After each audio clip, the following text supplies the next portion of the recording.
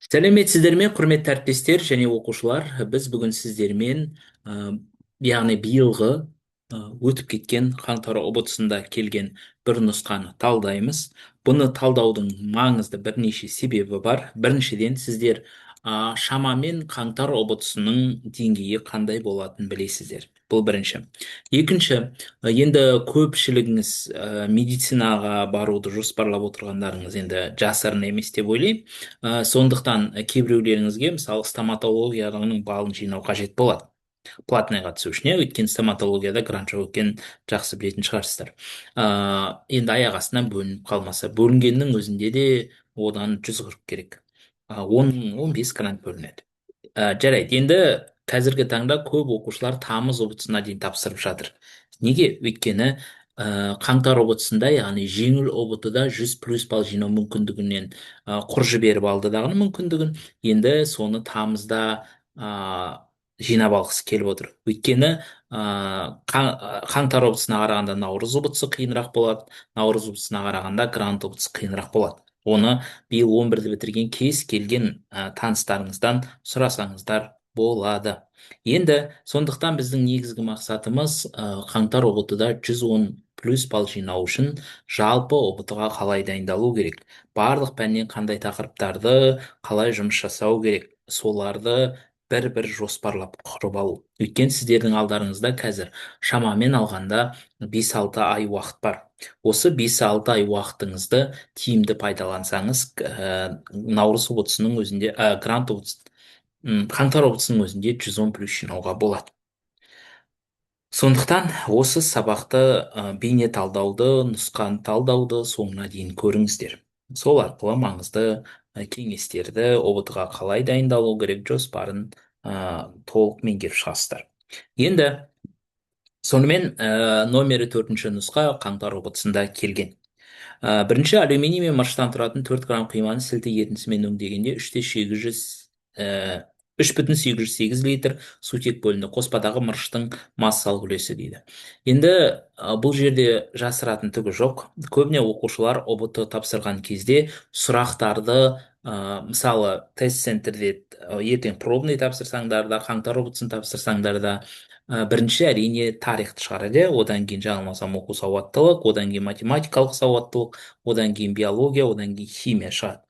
Көбіне оқушылар осы ретпен орындайды пәнді. Бұл бірінші. Екінші, мысалы тарихтың бүкіл сұрағын жауап бермей тұрып, мысалы оқу сауаттылығына көшпейді. Екінші, оқу сауаттылығының бүкіл сұрағын жауап бермей тұрып, математикалық сауаттылыққа, математиканың бүкіл есебін шығара алсын, шамасы келсін, келмесін, білсін, білмесін, соның барлық тапсырмасын орындамай жатып, мысалы биологияға көшпейді. Сөйтіп, мысалы тарихты ойланып отқанда, оқу сауаттылығын оқып отқанда, МС-ның өзі білмейтін есебін шығаруға талпынып отқанда біраз уақыт кетіп қалады. Одан кейін, яғни сол уақытты орнын биологияны тез белгілеп толтырам дейді да, биологиядан өзі білетін сұрақтан шатасып аз болады. Қалған химияға үлгермейді да, сосын химияның сұрағын жартысын оқиды, жартысын оқымайды, нұсқасын оқиды, оқымайды, әйтеуір өтірік белгілеп шығады. Ол көпшілік оқушыда қайталанатын қателік, оны жасыратын түгі жоқ деп ойлаймын.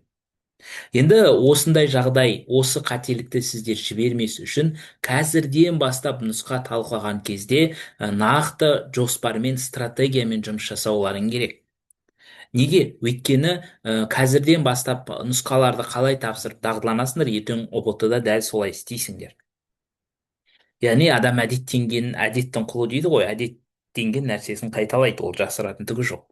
Сондықтан да біз осы қазірден бастап сіздермен дұрыс ұбт-да ертең сіздер пробный тапсырғанда қандай ретпен жұмыс жасауларыңыз керек, соның бәрін айтып түсіндіріп беретін боламын.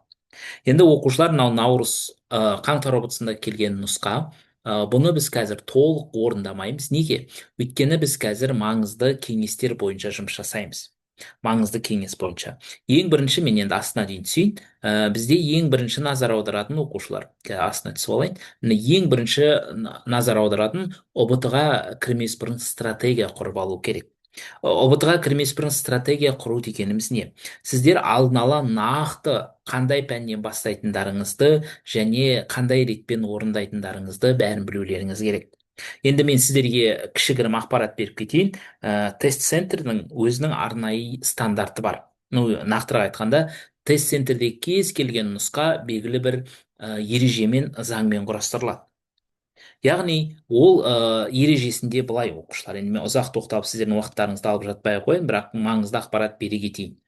Енді қараңыздар, мысалы мен енді химияның мысалында айтайын, қалған пәндері осы заңға 100% бағынады. Оны уайымдамасаңыздар болады. Енді мысалы химияны алатын болсақ, химия. Химияда жалпы 40 сұрақ келеді. 40 сұрақ, 40 сұрақ. А ол 50 балға бағаланады. 50 балл. Осы 50 балдың оқушылар, осы 50 балдың 50 балл, біз енді балмен есептей берейікші, ыңғайлы болу үшін. 50 балдың А деңгейі ол 50%-ын құрайды. Яғни А деңгейі деген ол жеңіл сұрақтар. Осы жеңіл сұрақтар, яғни 40 сұрақтың 20 сұрағы А деңгейінің сұрағы деген сөз. Немесе 25 балды құрайды ол. 25 балл. Яғни сіздер тек А деңгейінің сұрақтарын жауап берсеңіздер де химиядан 25 балл аласыздар деген сөз. Ал егер сіздер бүкіл пәннен тек А деңгейінің сұрақтарын істеп шықсаңыздар, А деңгейінің сұрақтарын істеп шықсаңыздар, олай болатын болса, сіздердің кем дегенде балдарыңыз уже 70 болады деген сөз. Бұл бірінші. Екінші, Б деңгейінің сұрақтары 30% болады. Ол деп отырғанымыз, оқушылар, 40 сұрақтың 12 сұрағы Б деңгейінің сұрағы деген сөз. Немесе 15 балға бағаланады. 15 балға. Егер сіздер А деңгейі мен Б деңгейінің химияның тақырыптарын меңгерсеңіздер, екеуін қоссаңыздар, уже сіздерге қажетті 40 балл шығады. Көрдіңіздер ма? Сондықтан сіздердің мақсаттарыңыз қазір сразу басынан бастап химияның бүкіл тақырыптарын меңгеріп, С деңгейінің есептерін шығарып кету емес. Сіздердің мақсаттарыңыз бірінші А деңгейі мен Б деңгейінің тақырыптарын толық меңгеріп, балдарыңызды химиядан кем дегенде 40 плюске дейін жеткізіп алу. Сондықтан қазір мысалы көбіне мен чаттарға жазсам, қандай тақырып өтейік деп. Бұл жерде көбісі С деңгейінің қиын тақырыптарын айтады. Мысалы, олиумда С деңгейінің тақырыбы, енді мен оны лайфхакпен сіздерге шығарып көрсеттім. Басқа да тақырыптардың қиынын айтады. Мысалы, қоспаға арналған есеп, параллель есептер деген сияқты. Бірақ оларды меңгеріп пока қажет жоқ, егер сіздің балыңыз 40-тан аспағанша. Егер 40-тан асып 50-ден 50 алам деп жүрсеңіздер мақсаттарыңыз, ол кезде барып жоспарлауға болады. Бірақ қазіргі таңда, оқушылар, мен сендерге айта кетейін, бір минут. Егер сіздер мынау кітап уже адрестеріңізге барған шығар кейбір оқушылардың, сіздер осы екі кітапты қаңтар октябрьсына дейін бітіріп қойсаңыздар, осы екі кітаптың ішіндегі материалдарды орындап, видеоларды қарап, уже сіздерде 40 балл шығады. Өйткені мынау А деңгейінің тақырыптарын қамтиды, мынау Б деңгейінің тақырыптарын қамтиды. Енді назар аударайық, оқушылар. Сонымен үшінші, енді С деңгейі, бұл қалған 20%-ті құрайды. Бұл, оқушылар, мен ойымнан құрастырып жатқан нәрсе емес, бұл ұбт-ның стандарты, ережесі. Сонда ол 8 сұрақты құрайды, немесе ол 10 балға бағаланады. 10 балға бағаланады. Бұл түсінікті деген ойдамын. Оқушылар, бұл бойынша сұрақтарыңыз бар ма? Сонда тест центрдегі кез келген нұсқа осы 3 этаптан тұрады. Енді назар аударсаңыздар, сонда оқушылар, қараңыздар. Мысалы, оқу сауаттылығынан бастайтын болсақ, оқу сауаттылығының А деңгейі 50%-ын құрайды деген сөз. Түсінікті ма?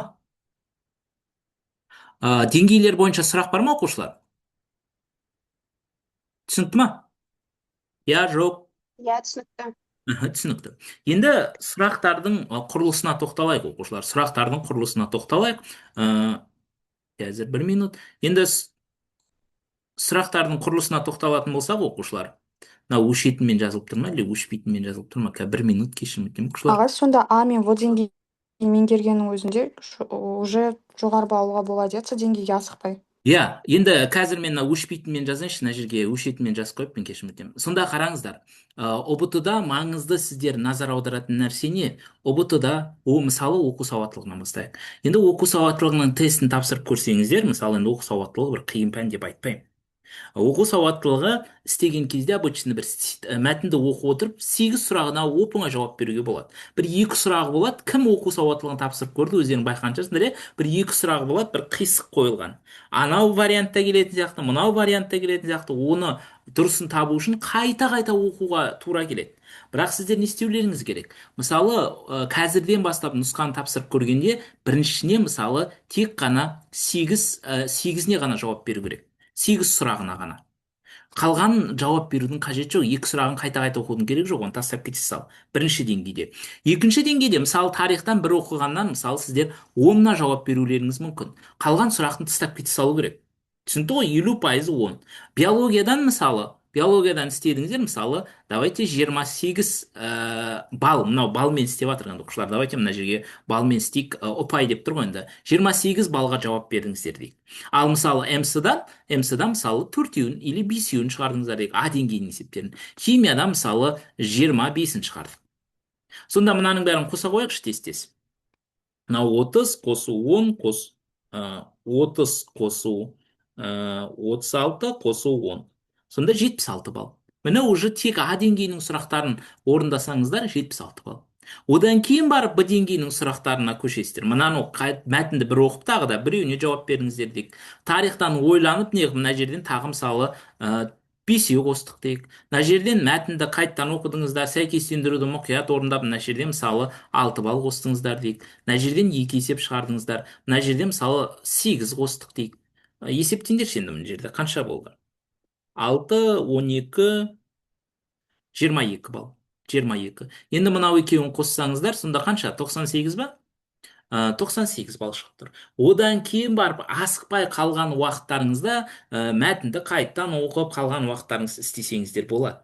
Өйткені мынаны сіз мәтінді қайта-қайта оқып отқаныңызда сіздің уақытыңыздың біраз кетіп қалады. Сөйтіп химияның оңай А деңгейінің сұрақтарына уақыттарыңыз жетпей қалады. Сондықтан да сіздер ұбт-да маңызды ключевой фактор екінші уақыттың да бар екенін ұмытпаңыздар.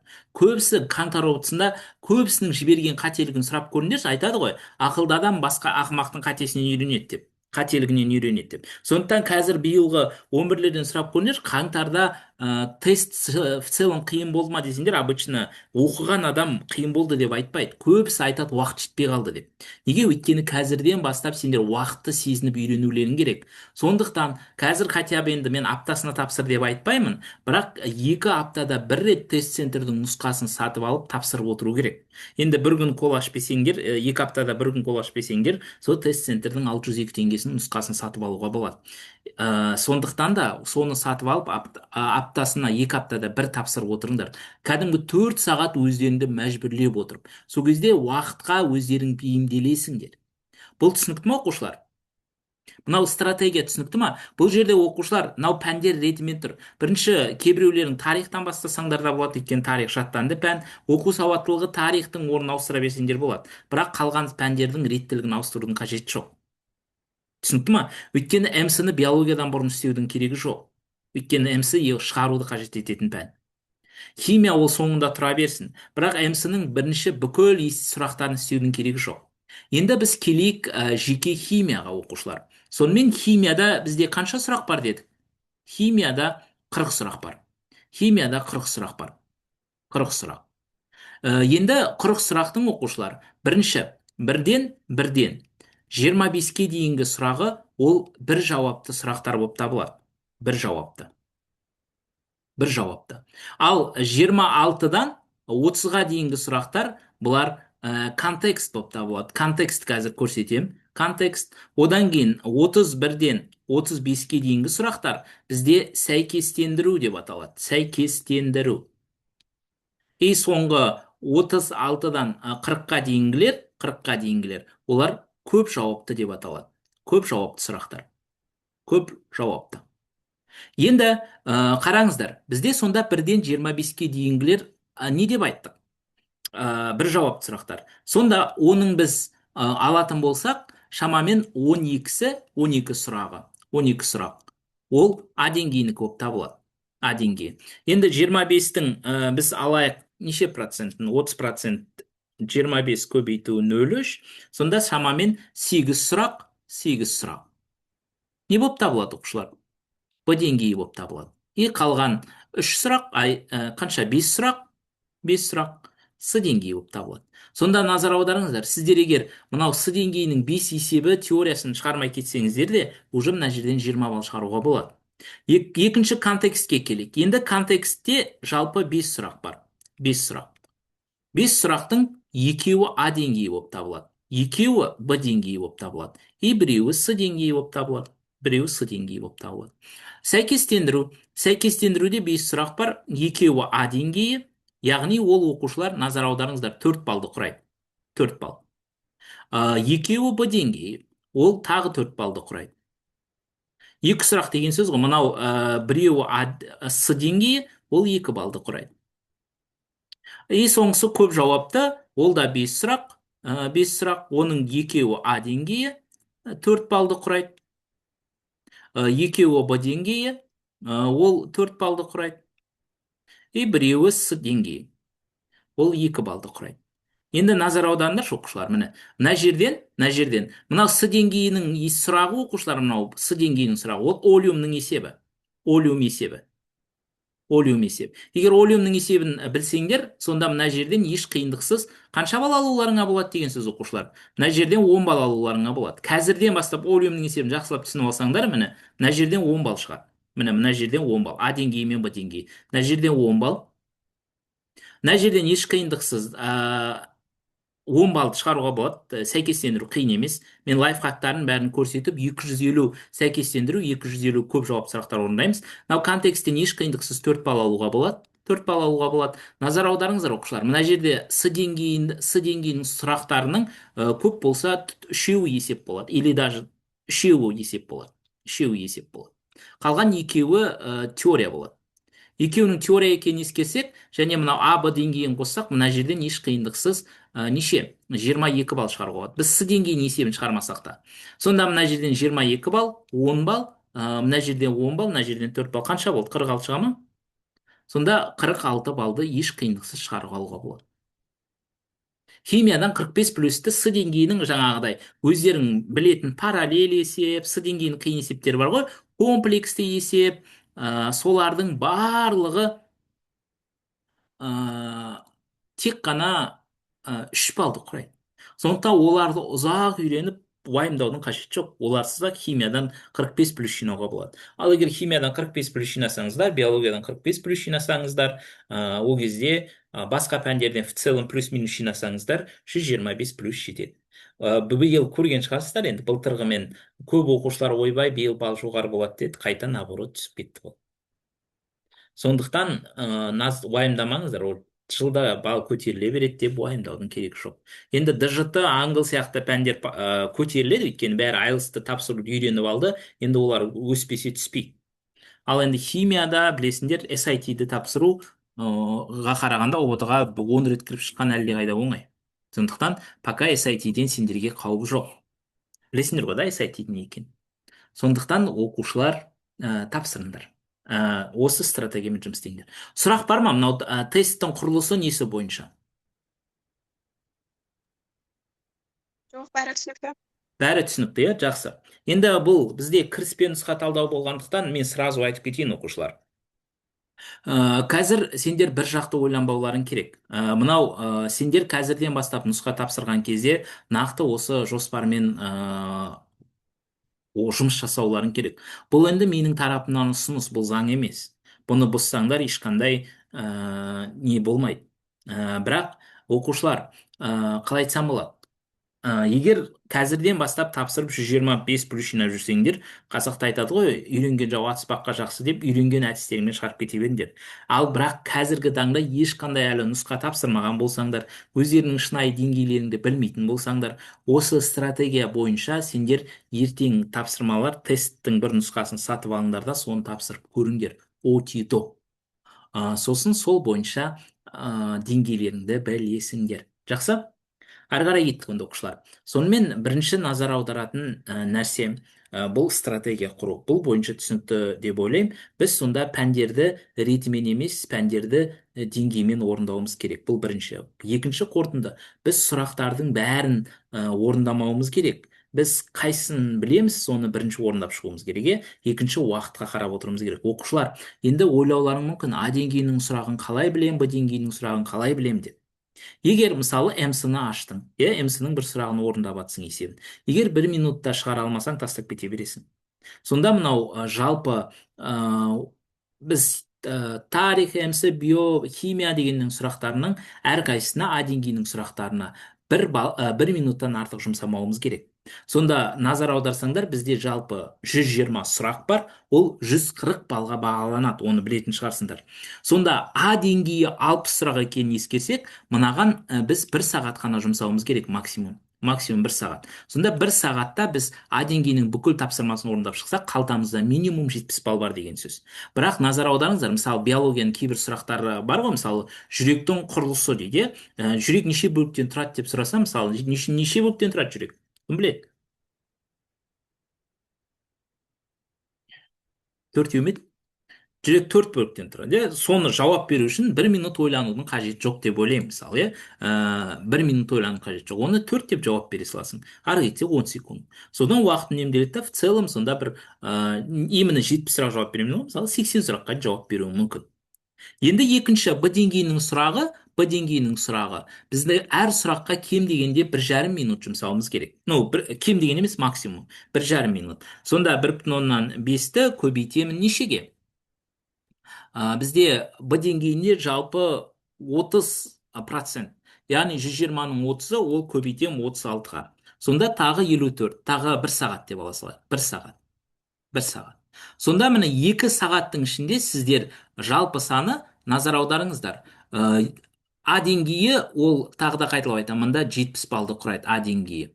Б деңгейі 140-тікі 42 балл. 42 балл.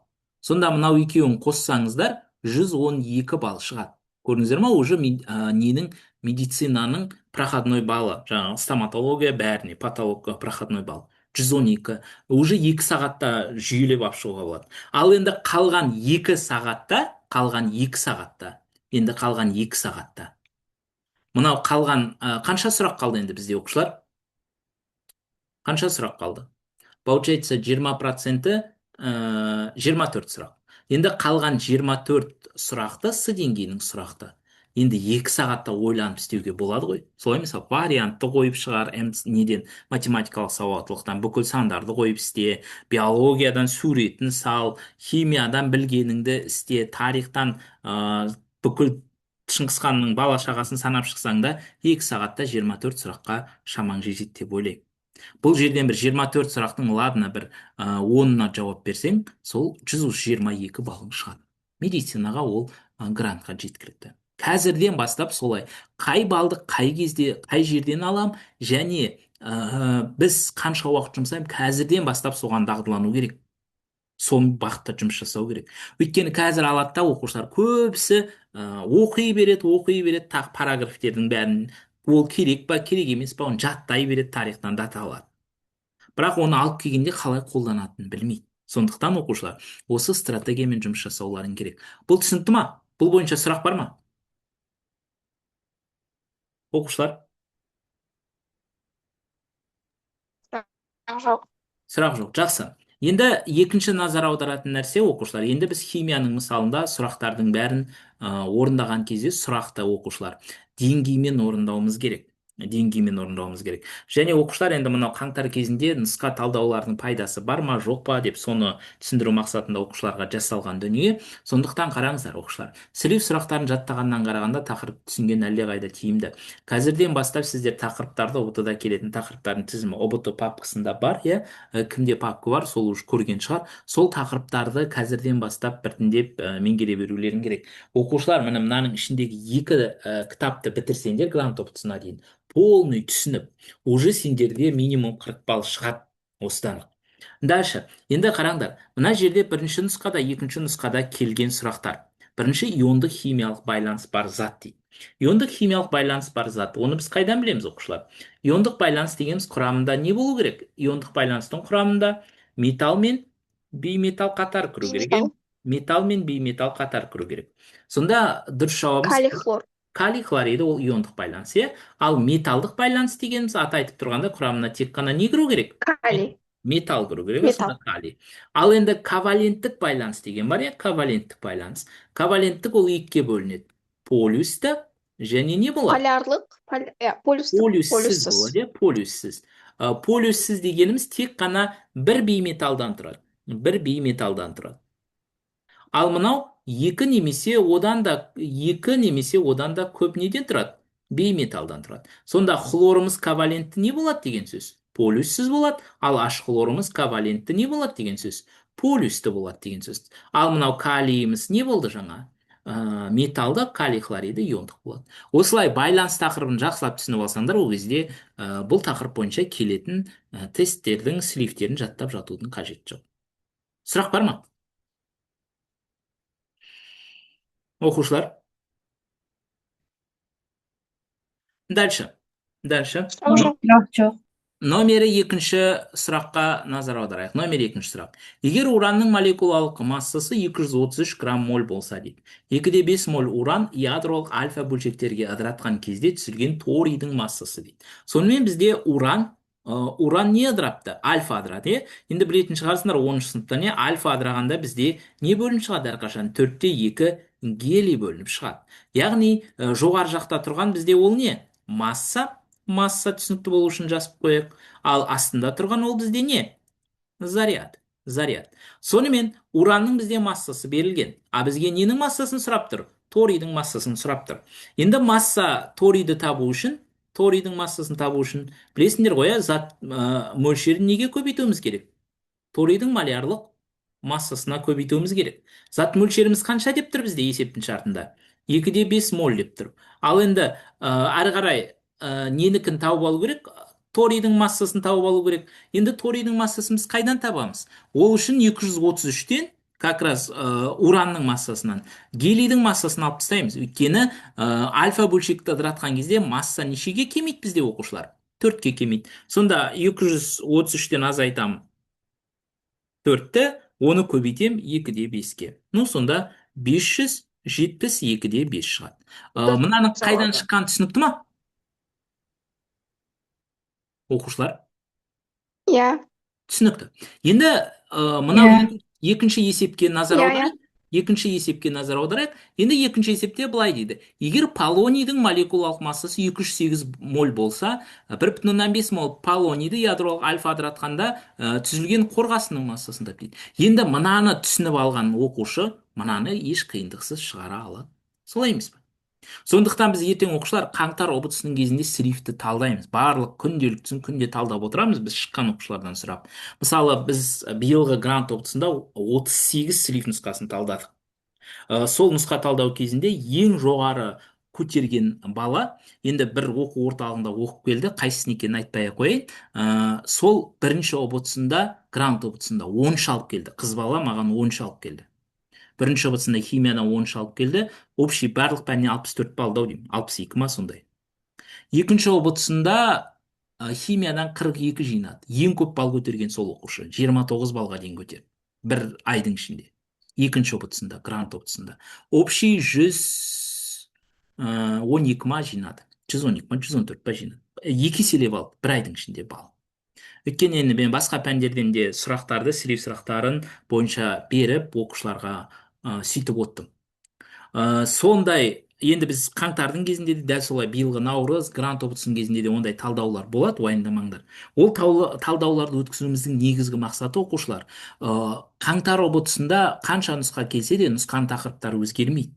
Түсіндіңіздер ма? 90% тақырып өзгермейді. Шамалы өзгертулер болуы мүмкін, біз сол тақырыптарды түсініп аламыз. Нұсқалар талдаған кезде біз жай ғана анау сұрақ жауап қылып беріп, мынаны жаттап алыңдар, кеп қалса екен деп тілеп отырыңдар демейміз. Біз сол сұрақтардың бәрін, тақырыптарын талдап түсініп аламыз. Сол нұсқалар келмегеннің өзінде де еш қиындықсыз 45 плюс жинап шығатындай. Неге? Өйткені назар аударыңыздар, 90% тақырып қайта өзгермейді тест центрде. Нұсқалардан нұсқаларға өзгергенде. Тек қана 10% өзгеруі мүмкін. Ал 90% деп отырған ол 45 балл. Сондықтан мынаны енді шығарып көрейікші. Мысалы, бұл жағдайда енді полонийдің несін тауып көруіміз керек? Бізге қорғасынның массасын табу керек қой, масса қорғасынды табу керек. Ол үшін жаңағыдай зат мөлшерін молярлық массасына көбейтеміз. Зат мөлшері қанша деп тұр бізде, оқушылар? 1/5, ал молярлық массасын табу үшін енді 208-ден нешені алып тастаймыз, оқушылар? 4-ті алып тастаймыз. Неге? Өйткені бұлда қандай ыдырау деп тұр, оқушылар? Альфа ыдырау деп тұр, иә? Егер альфа ыдырау болса, бізде не болады? Сонда әрі қарай қанша болады мынау? 6 шығады. Ау? 306. 306 шығады, болды. Сонда мынау, егер сендер тупо слифтерді жаттасаңдар, мысалы мынаны жаттап кіріп мынау келсе, мысалы айтып шығулары мүмкін, ойбай слив келген жоқ, өзгеріп кетті база деп. Осы биыл 100 рет айтылды сол неде, грантовый кезінде. Бірақ қарап тұрсаңдар өзгерген ештеңе жоқ, екеуінде де жасалатын іс әрекет бірдей. Сұрақ бар ма? Түсіндіңдер ма? Иә. Мгм. Жақсы. Енді номері тағы бір сұрақ. Біз яғни сұрақтардың жай ғана сұрақты жаттап алғаннан гөрі тақырыпты түсініп алған тиімді екенін дәлелдеп көрсетіп жатырмын сендерге, нақты ұбт-да келген екі нұсқаны салыстыра отырып. Біріншілік амин дейді. Біріншілік амин дегеніміз, оқушылар, біріншілік амин деген радикалдар бір радикал Амин. болу керек.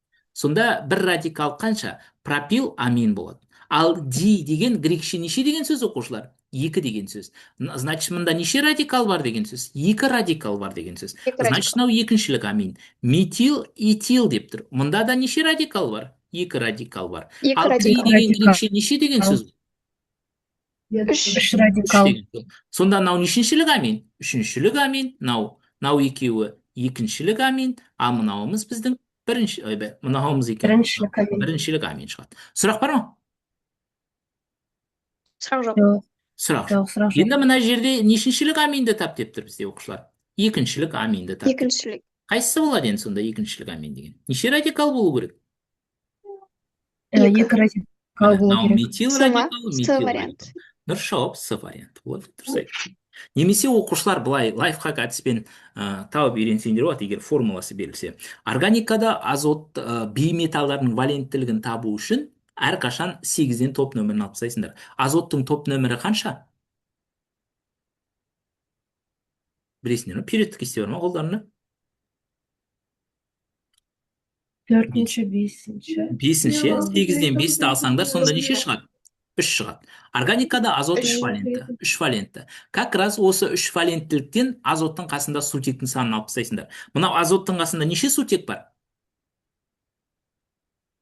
Мен астын сыздым ғой, Д вариантында азоттың қасында неше сутек бар? Екеу. Сонда 3-тен 2-ні алсаңдар неше шығады? Бір. Бір. Сонда мынау біріншілік амин болады. Түсінді ма? Иә. Мына Иә, жерде иә. мынау азоттың қасында неше сутек бар? Үшеу. Бір. Міне мынау азоттың қасында бірақ сутек тұр ғой қасында. Біреу. Сонда Біреу, 3-тен біреу. 1-ді алсаңдар неше шығады? Екі. Мынау, значит, Екіншілік амин болады. Мынау азоттың қасында неше сутек бар? Сонда азотқа қарап қаншасыншы амин екенін таба береміз ғой, иә? Иә. Азоттың қасындағы Егер амин. қайсысын радикалды Аха. ажырату қиын болса, сендерге формуласы берілсе, ол кезде азоттың Аха. қасында сутектен алып тастай саласыңдар. Көрдіңдер ме? 3-тен 2-ні аласыңдар, сонда мынау нешіншілік болады? Біріншілік болады. Мынау азоттың қасында неше сутек бар? Ешқандай сутек жоқ.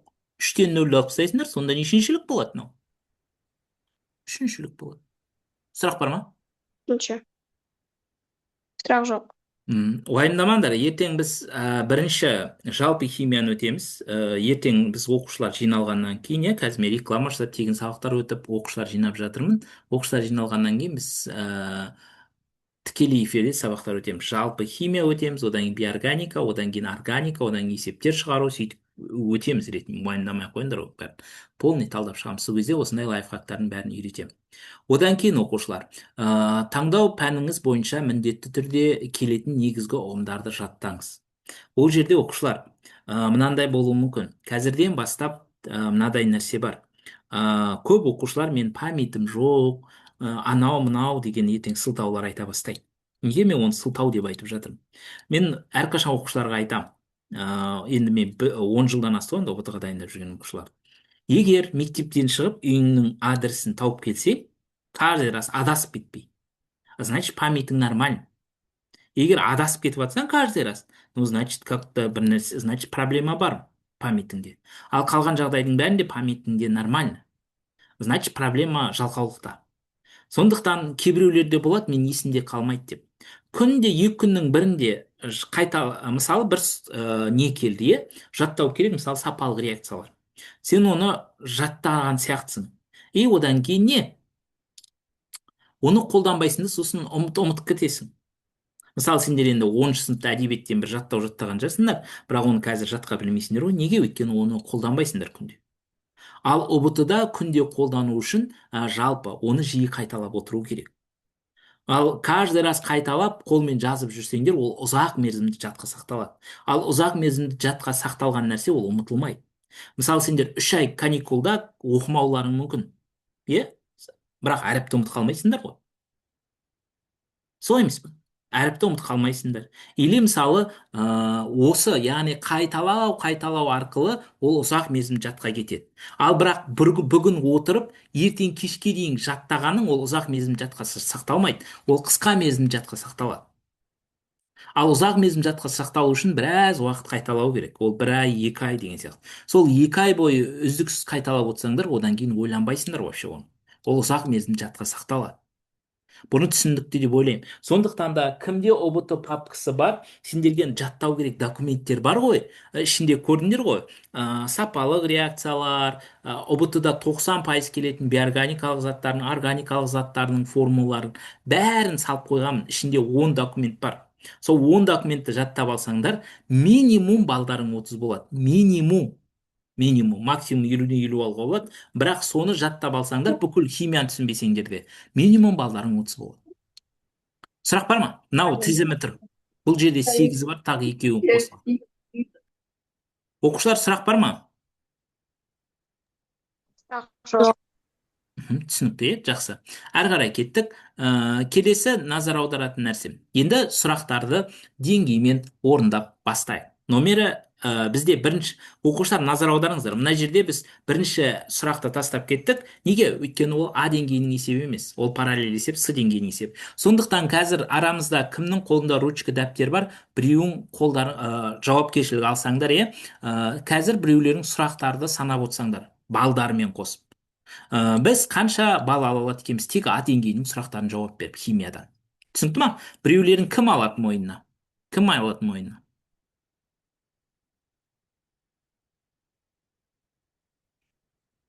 Мен жаза беремін. А Жаз. деңгейінің сұрақтары деп. Иә, алуа, онда сен тек қана А деңгейінің сұрақтарынан қанша сұраққа жауап бергенімізді не қылып отыр, сұрақ емес, балдар жазып отыр, балдар. 1 балл менікі айтып отырамын, мынадан 1 балл, 2 балл деп соларды жазып қосып отырсам болды. Сонда қанша сұраққа жауап беру арқылы біз не қылатынымызды айтамыз. Все, бастайық. Сонымен номері бірінші сұрақ. Бірінші сұрақ былай дейді бізде. Екіншілік амин дейді. Екіншілік амин. Оқушылар, екіншілік амин бізде әрине қай вариант болады? С вариант болады. Не болады? Өйткені бізде радикалдардың саны нешеу болу керек дедік? 2 болу керек, немесе 3-тен алып тастаймыз нешені? 1-ді, өйткені неше сутек бар? 1 сутек бар. Сонда екіншілік амин шығады. Бұл түсінікті деген ойдамын. 1 балл. Сонда мына жерде плюс 1 балл. Бұл жерде ойланатын, 1 минутты толтырып ойланып отыратын нәрсе емес. Номер 2 сұрақты қарайық. Алмасатын амин қышқылына жатады дейді. Оқушылар грант ұбт-сында міндетті түрде кейде максимум 3 сұраққа дейін, кейде 2 сұрақ қой негізі, 2 или 1 сұрақ келеді, прям кітаптан сөзбе сөз тұрады. Кімде 11-ші сыныптың кітабы бар, 11-ші сыныпта амин қышқылдары тақырыбы бар. Соны жатқа білсең, мына сұраққа жауап бере аласың. Бірақ енді давайте, біз енді оны жатқа білмейміз ғой. Бұны әлі біз жаттап алған жоқпыз. Сондықтан біз бұны білмейміз деп тастап кете берейік. А деңгейінің мынау прям кітаптан сөзбе-сөз білу керек нәрсе. Бұны отырып алып 2 сағат ойланып, бүкіл адам ағзасында 20 амин қышқылын санап отырудың қажеті жоқ. Бір оқыдың ба, білмейтін нәрсені сразу түсінікті. Бұны тастап кете саламыз. А деңгейінің сұрағы болғанымен. Келесі номері 4-ші сұрақ. Біз мынау А деңгейінің сұрағы жаңа ғана шығардық. Шығару жолын жазып кете салайық. Қарсы болмасаңдар, сонымен бізге нені табу керек? Масса торийді табу керек. Масса торийді табу үшін білесіңдер ғой, негізі оқушылар, мынау зат мөлшерінің формуласында масса бөлу малярлық масса. Осы жерден массаны табу үшін зат мөлшері мен малярлық масса не істейміз? Көбейтеміз. Зат мөлшеріміз 2-де 5, көбейту альфа адырағанда масса нешеге кемейді дедік? 4-ке кемейді. Сонда жаңа неше болып еді оқушылар? 572-де 5 пе? 572-де 5 шығады. Сұрақ бар ма? Сұрақ бар ма бұл бойынша? Сұрақ жоқ. Әрі қарай кеттік. Номері 6-шы сұрақ. Бұл да А деңгейінің сұрағы. Мына жерде плюс 1 балл, плюс 1 балл. Сонда жалпы жаңылмасам 2 балл болды, 2 балл болды.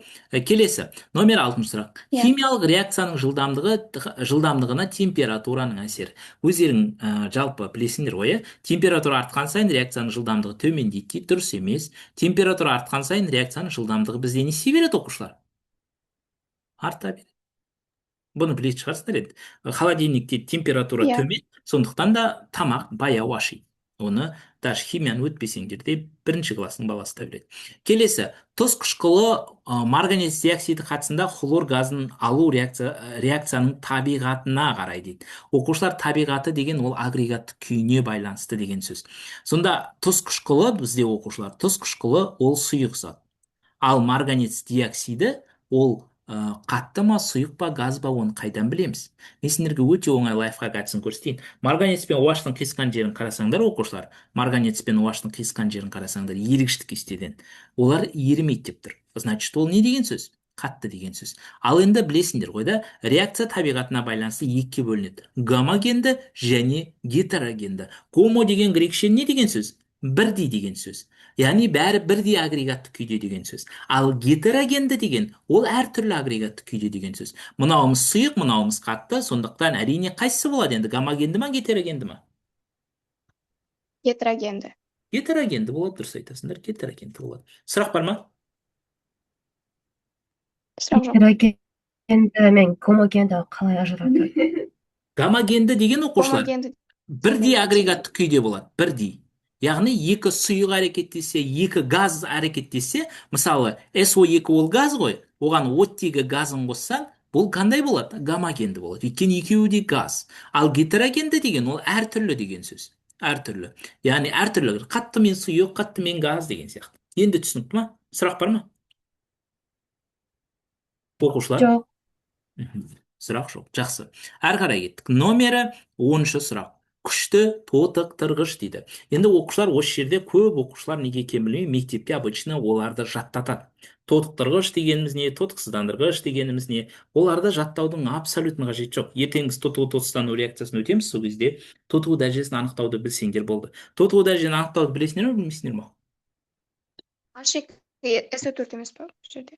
Бұл жерде оқушылар H2S4 дұрыс айтасың, оны қаяқтан білесің? Қайдан білесің H2S4? Жатқа ма? Күшті қышқыл екеніне қарай. Күшті қышқыл екеніне қарай. Жалпы енді күшті қышқыл ол күшті тотықтырғыш дегенді білдірмейді, иә? Мысалы H-хлор тоже күшті қышқыл, бірақ ол күшті тотықтырғыш емес. Мен сендерге лайфхак әдісін көрсетейін. Ең жоғары тотығу дәрежесінде тұрған. Дұрыс айтады. Күкірттің топ нөмірі қандай? Периодтық кестеде. 6. 6 бізде тақпа жұп па, оқушылар?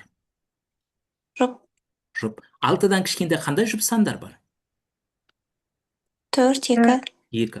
Бұлардың алдына бәріне плюс қойып шығасыңдар. Сонда күкірт плюс 6 плюс 4 плюс 2 деген тотығу дәрежесін көрсете алады. Және күкірттің топ нөмірі, күкірт жалғыз тұрса 0-ды көрсетеді, және топ нөміріне 8-ді алып тастайсыңдар. Неге? Өйткені кез келген бейметалл сыртқы қабатын 8-ге жеткізуге тырысады. Сонда 6-тан 8-ді алсаңдар неше шығады, оқушылар? -2 шығады. Сонда назар аударыңдар, -2 бұл минимум тотығу дәреже.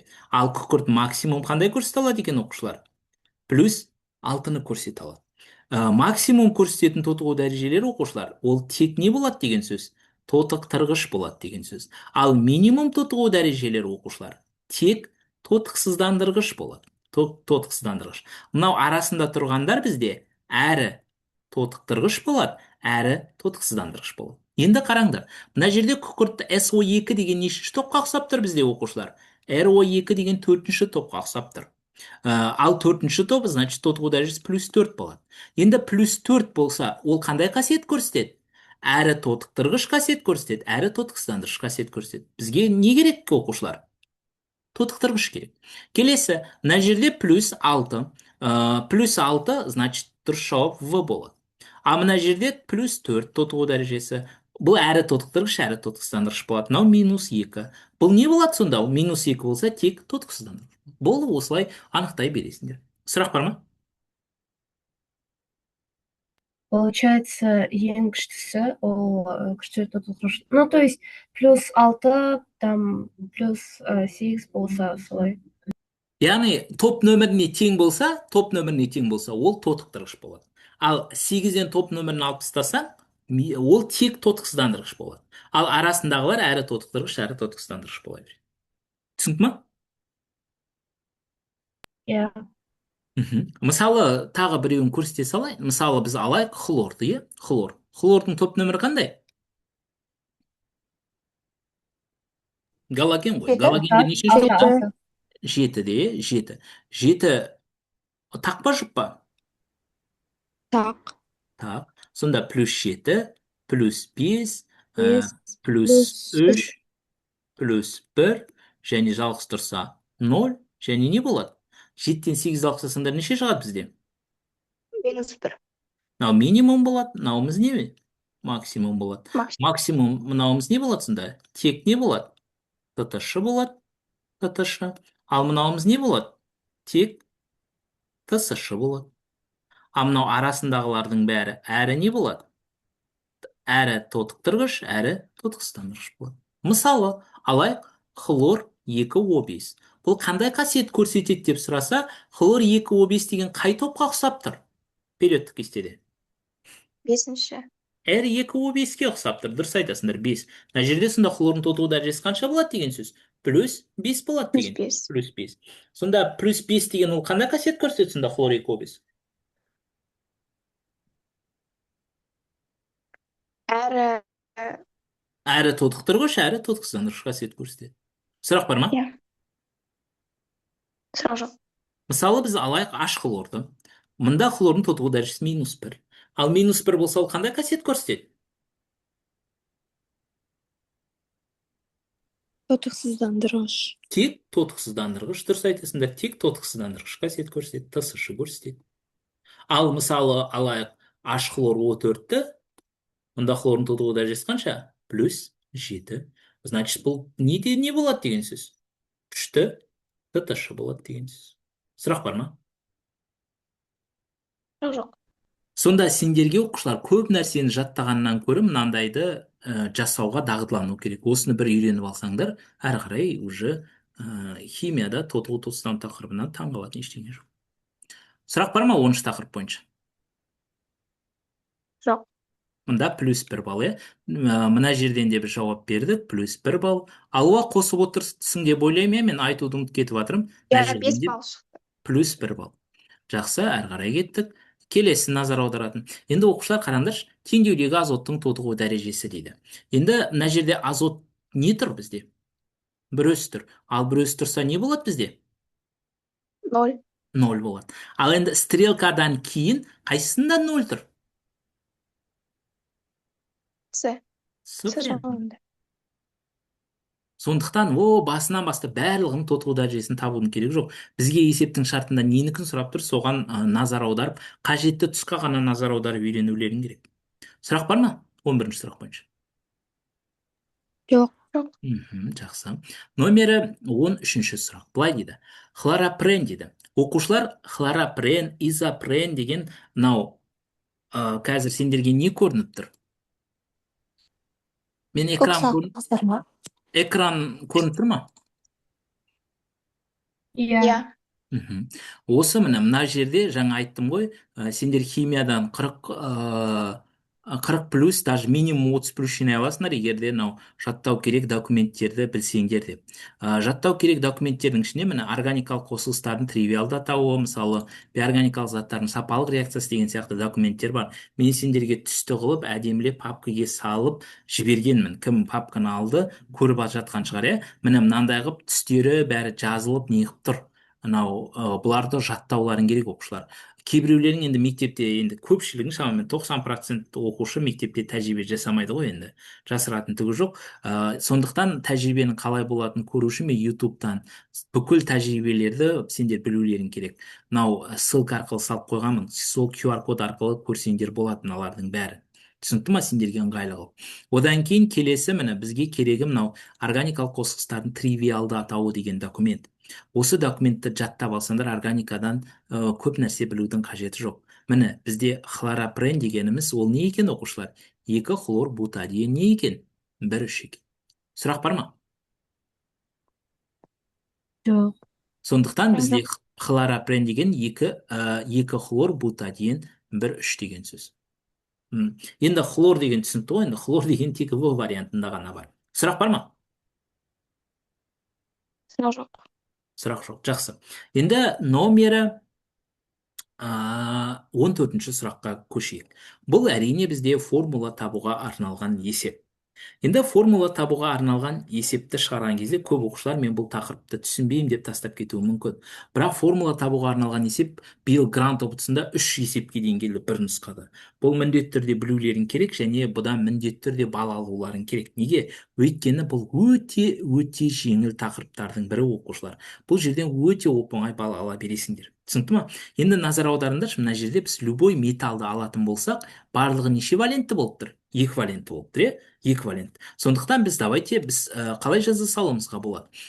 Металл карбонаты деп жаза салуымызға болады. Металл карбонаты, стрелка, көмір қышқыл газ деп жазайық. Өйткені барлығында көміртектен неше оқушылар?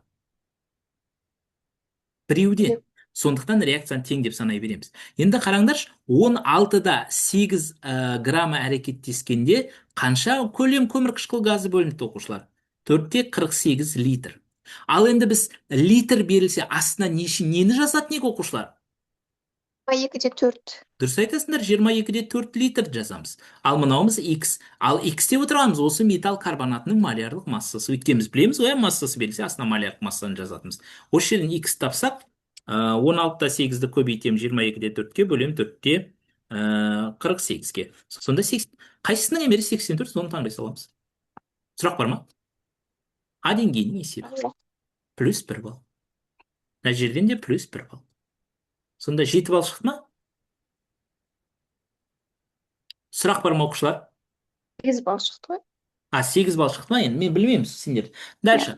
Келесі протондық теория бойынша негіз дейді оқушылар. Протондық теорияны басқаша Бренстед-Лоури теориясы деп айтады. Протондық теория бойынша қышқыл дегеніміз, қараңдар, мысалы H хлорды алайық. Протондық теория бойынша қышқыл ол как раз сутекті не істейді? Береді. Сутекті береді. Ал негіз сонда негіз. Ол сутекті не істейді деген сөз? OH-ты алады қайта. Жоқ, H плюсті алады. Ол OH-ты береді деген ол электродиссоциация теориясы. Сондықтан мынау H плюс деп отырғанымыз ол протон. Сонда бізде протондық теория бойынша негіз ол протонды не істеп алады деген сөз оқушылар? Қосып алады деген сөз. Бұл плюс 1.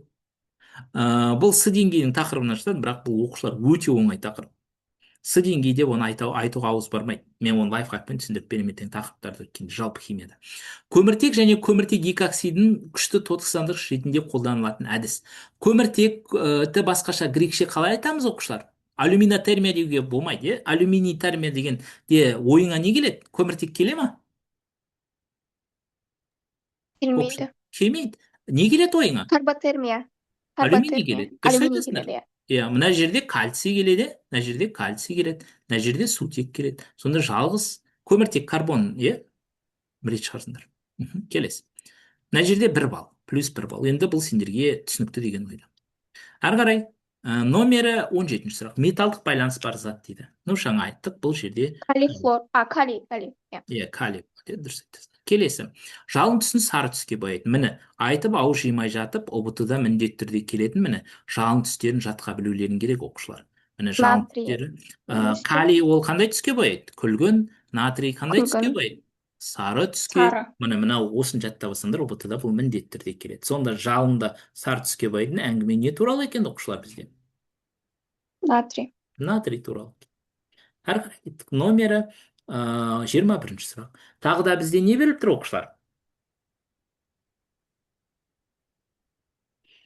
Органика беріліп. Заттың формуласын табу. Органика беріліп тұр. Енді оқушылар, мен сендерге өте лайфхак әдісті көрсетейін.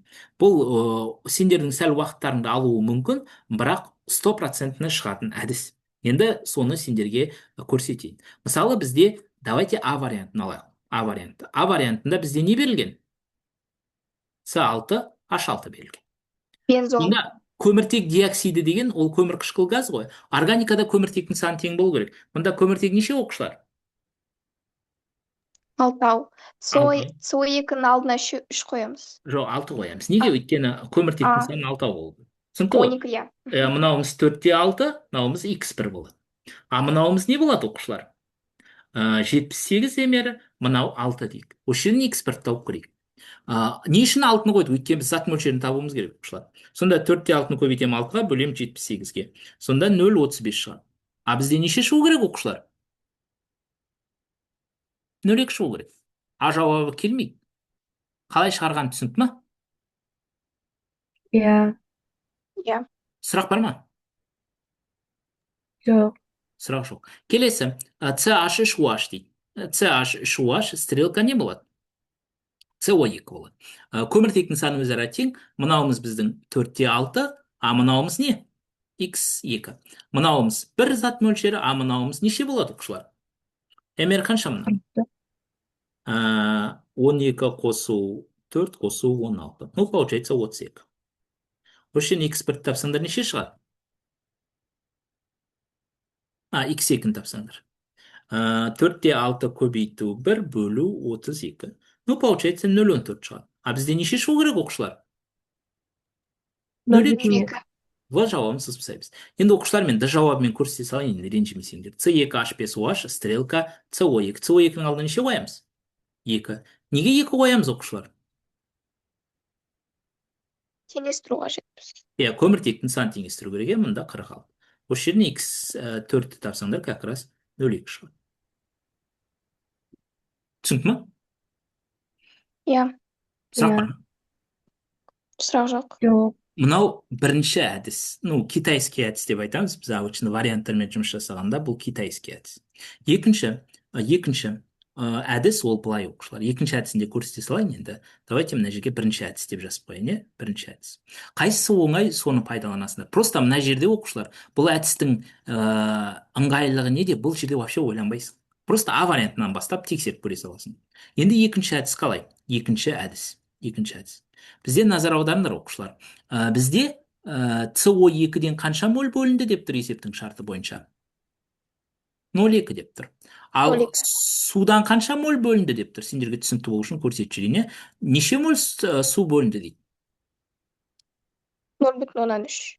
0,3 моль су бөлінді дейді. Давайте енді екеуін де бүтін санға айналдырайық, өйткені коэффициенттер химияда бүтін сандар ғой. Сондықтан мына екеуін де 10-ға көбейтейік. Сонда 2 CO2 және неше су бөлініпті? 3 су бөлініпті. Мыналарды бүтінге айналдыру үшін екеуін де 10-ға көбейттік. Бұл түсінікті ме оқушылар, не істегеніміз? Иә, Түсінікті. Енді осы жерден көміртектің санын санайықшы. Көміртекте нешеу мұнда? 24. Жоқ, көміртектің саны нешеу мұнда? 2-ні 1-ге көбейтсең 2 шығады. Ал сутекте екеу, нешеу екеу. шығады? 6. 6. Енді мына вариантқа келіңдерші, енді қайсысында көміртектен 2, сутектен 6? Енді вариант. Д вариантында. Қайсысы ыңғайлы, соны қолдансаңдар. Сұрақ бар ма? Сұрақ жоқ. жоқ, Әрі қарай кеттік. Плюс 1 балл, иә? Алла қосып отырсың ғой, да? Неше сұрақ болды? Иә. Неше балл болды?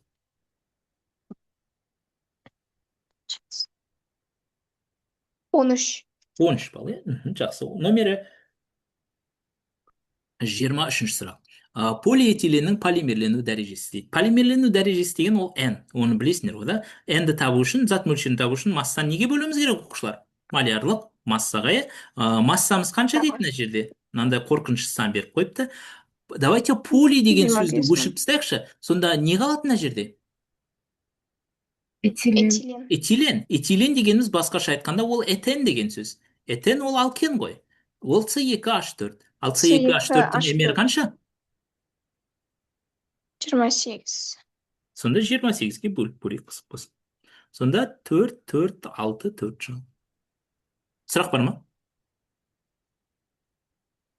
жоқ, Сұрақ жоқ. Келесі. Полиизобутилен дейді. Полиизобутилен. Бутилен деген ол бутан. Бутан негізі бутан. А бутан неше көміртектен тұрады оқушылар? Бұл жауабы. Жоқ, бутан неше көміртектен тұрады? 4. 4-еуден тұрады. В жауабын сызып тастаймыз. Неге? Өйткені мына жерде неше көміртек бар? 1, 2, 3, 4, 5 көміртек бар. В жауабын сызып тастаймыз. Және С жауабы. Д жауабында сызып тастаймыз. Неге? Өйткені мына жерде не бар бізде оқушылар? хлор бар. Хлор бар, а Хлор, бізде хлор, хлор мына бар. жерде хлор деп тұрған жоқ қой. Енді А және С болды, екеуінде де төрт төртеуден. Бірақ енді оқушылар, бізде просто бутилен десе, біз мысалы бутилен десе мынандай түзу сызық қылып салады. Неге обычно түзу сызық қылып салады? Неге? Мысалы бутен десе сендер түзу қылып саласыңдар ғой былай. Солай емес па? Ал иә, изомер десе, Иә. оның қаңқасын не істейсіңдер? Өзгертесіңдер. Сондықтан бізде изо деген ол изомерін жаса деп тұр. Енді қайсысында изомер қаңқасы өзгеріп тұр бізде? Бутиленнің. Т, С вариантында. Бар. Көрдіңдер ма қалай талдау жасап жатқанымды? иә, Иә. Сондықтан оқушылар тағы бір үйренетін нәрселерін, көп оқушылардың жіберетін кемшілігі, ол сұрақты оқиды, сұрақты түсінбесе варианттарға қарамайды, өтірік өтірік белгілей салады. Бұл жерде көріп отырсыңдар ғой, біз неден бастап не қылдық? Бутилен дегенге назар аудардық. Бутилен төрт көміртектен тұратынын белгіледік та, В жауабында жауабынсыз тастадық. Егер біз төрт жауаптың ішінен біреуін таңдай салғанда рандомны, ол кезде дұрыс жауап беру ықтималдылығымыз 25% болатын. Ал енді біз В жауабы мен Д жауабын сызып едік, уже дұрыс жауап беру ықтималдығымыз 50%-ға дейін артты. Сосын біз мына жерде де 50%. изо деген сөзді қолдандық. Ол изомер екенін түсіндік та, точно жауапқа сразу келе салдық. А мынау көк сағыз дегендерді вообще біз басымызды ауыртқан жоқпыз. Түсіндіңдер ма, Иә. оқушылар? иә, Түсінікті.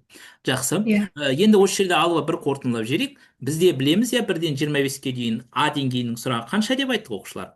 12 деп айттық, бірақ біз қанша сұраққа жауап бердік? Алло? 13, 14 Он сұрақ. бес сұрақ. 14 сұрақ, ә? 15. 15 балл, 15 балл. 15 балл. Міне уже 15 баллды 15. әшейін 15 баллды алып тұрмыз. Әрі қарай кеттік. Енді контекст. Оқушылар контекстті орындаған кезде біз маңызды 5 кеңесті білуіміз керек. Маңызды 5 кеңес не? Бірінші, практикалық матрицаны құру.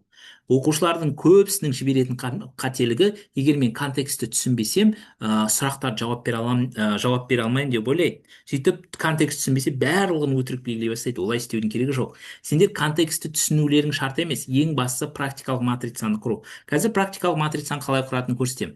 Қараңдар, қаныққан көмірсутек қатарына кіретін А заты суда ерімейтін жеңіл жаңғыс газ дейді. Ол табиғи газдың негізгі құрамдас бөлігі болып табылады. Оның қайнау температурасы 161,5, ал қату температурасы қанша дейді? 182,5 градус. А затының өршкі қатысында 550-650 градус қыздырған кезде сәл тәтті дәм бар Б зат түзіледі.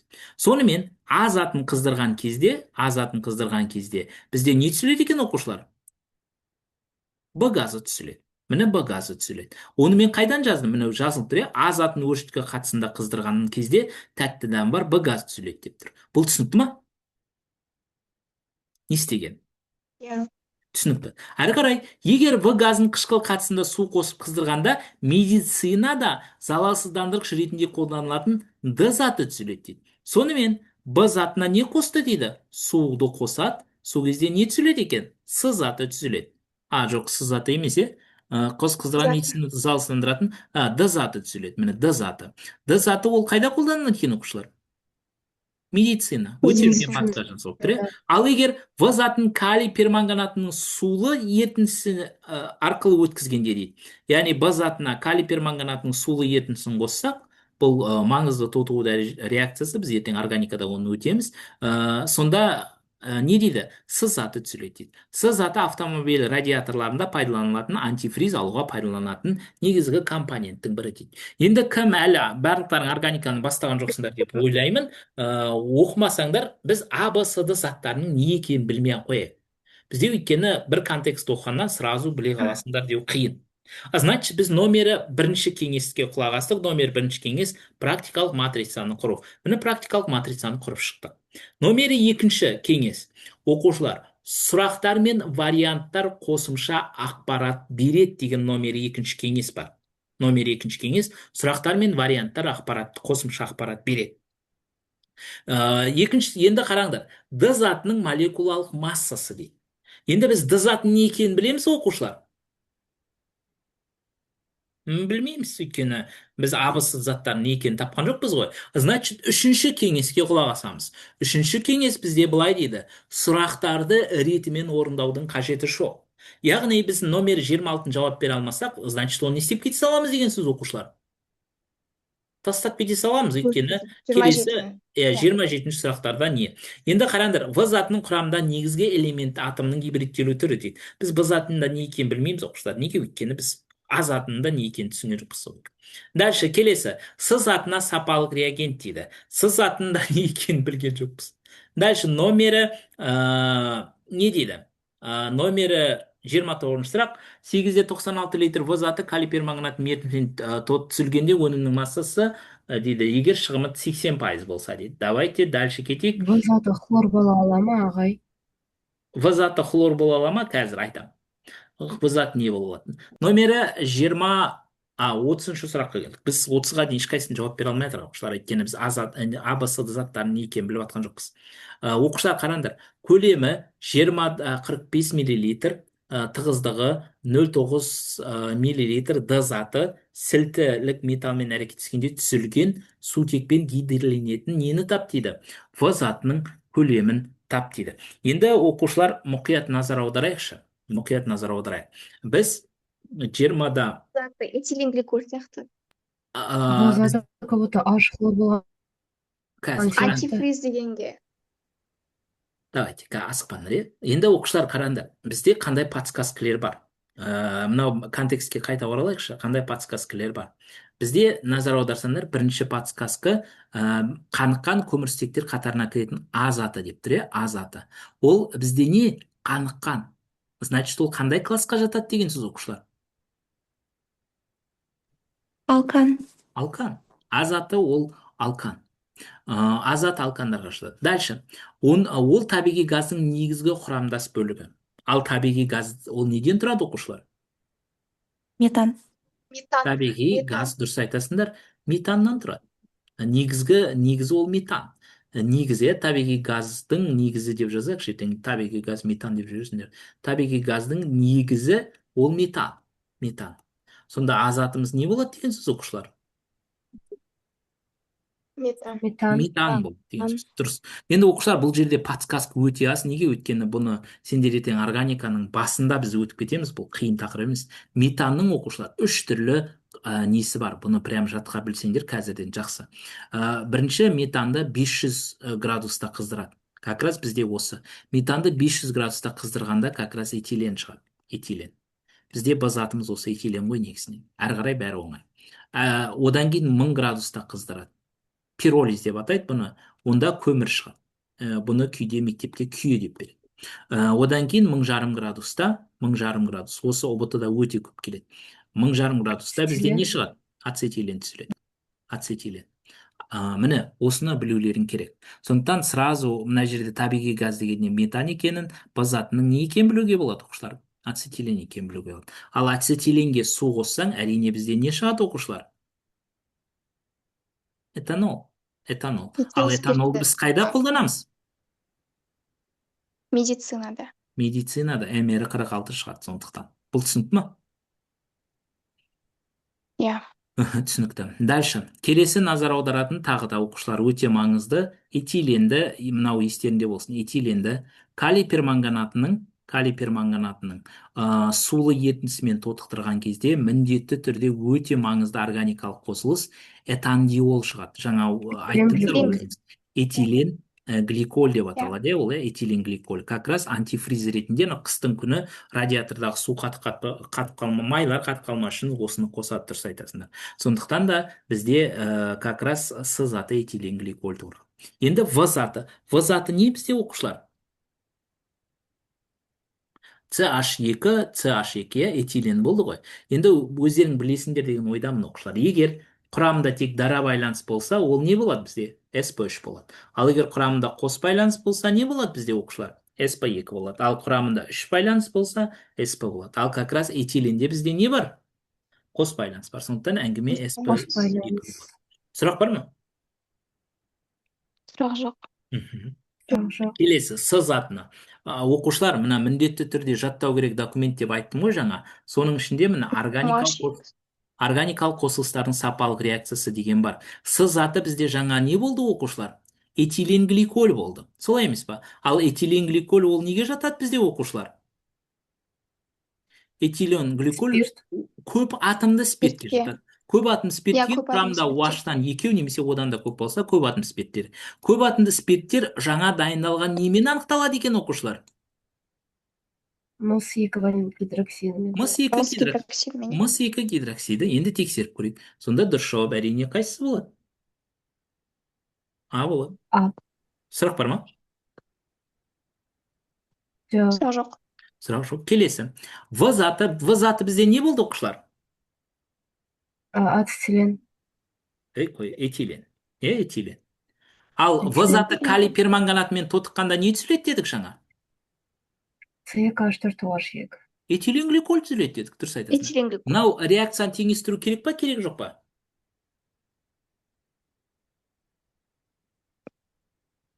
Керек жоқ. Неге? Өйткені органикада ненің саны тең болу керек оқушылар? Көміртек. Көміртектің саны тең болу керек. Көміртектің саны 28, мынауымыз 34, 62 ма? Осы жерден x1 табамыз. Біз өткенде X-ке сендермен 0,8 көбейтеміз. өткенде естеріңде ма біз нені шығардық, сендермен? Шығынған алған. Мынаны 80-ді ойша 100-ге бөліп аламыз, сонда 0,8 шығады. X бізде оң жағында тұрса не істейміз Иә. деді?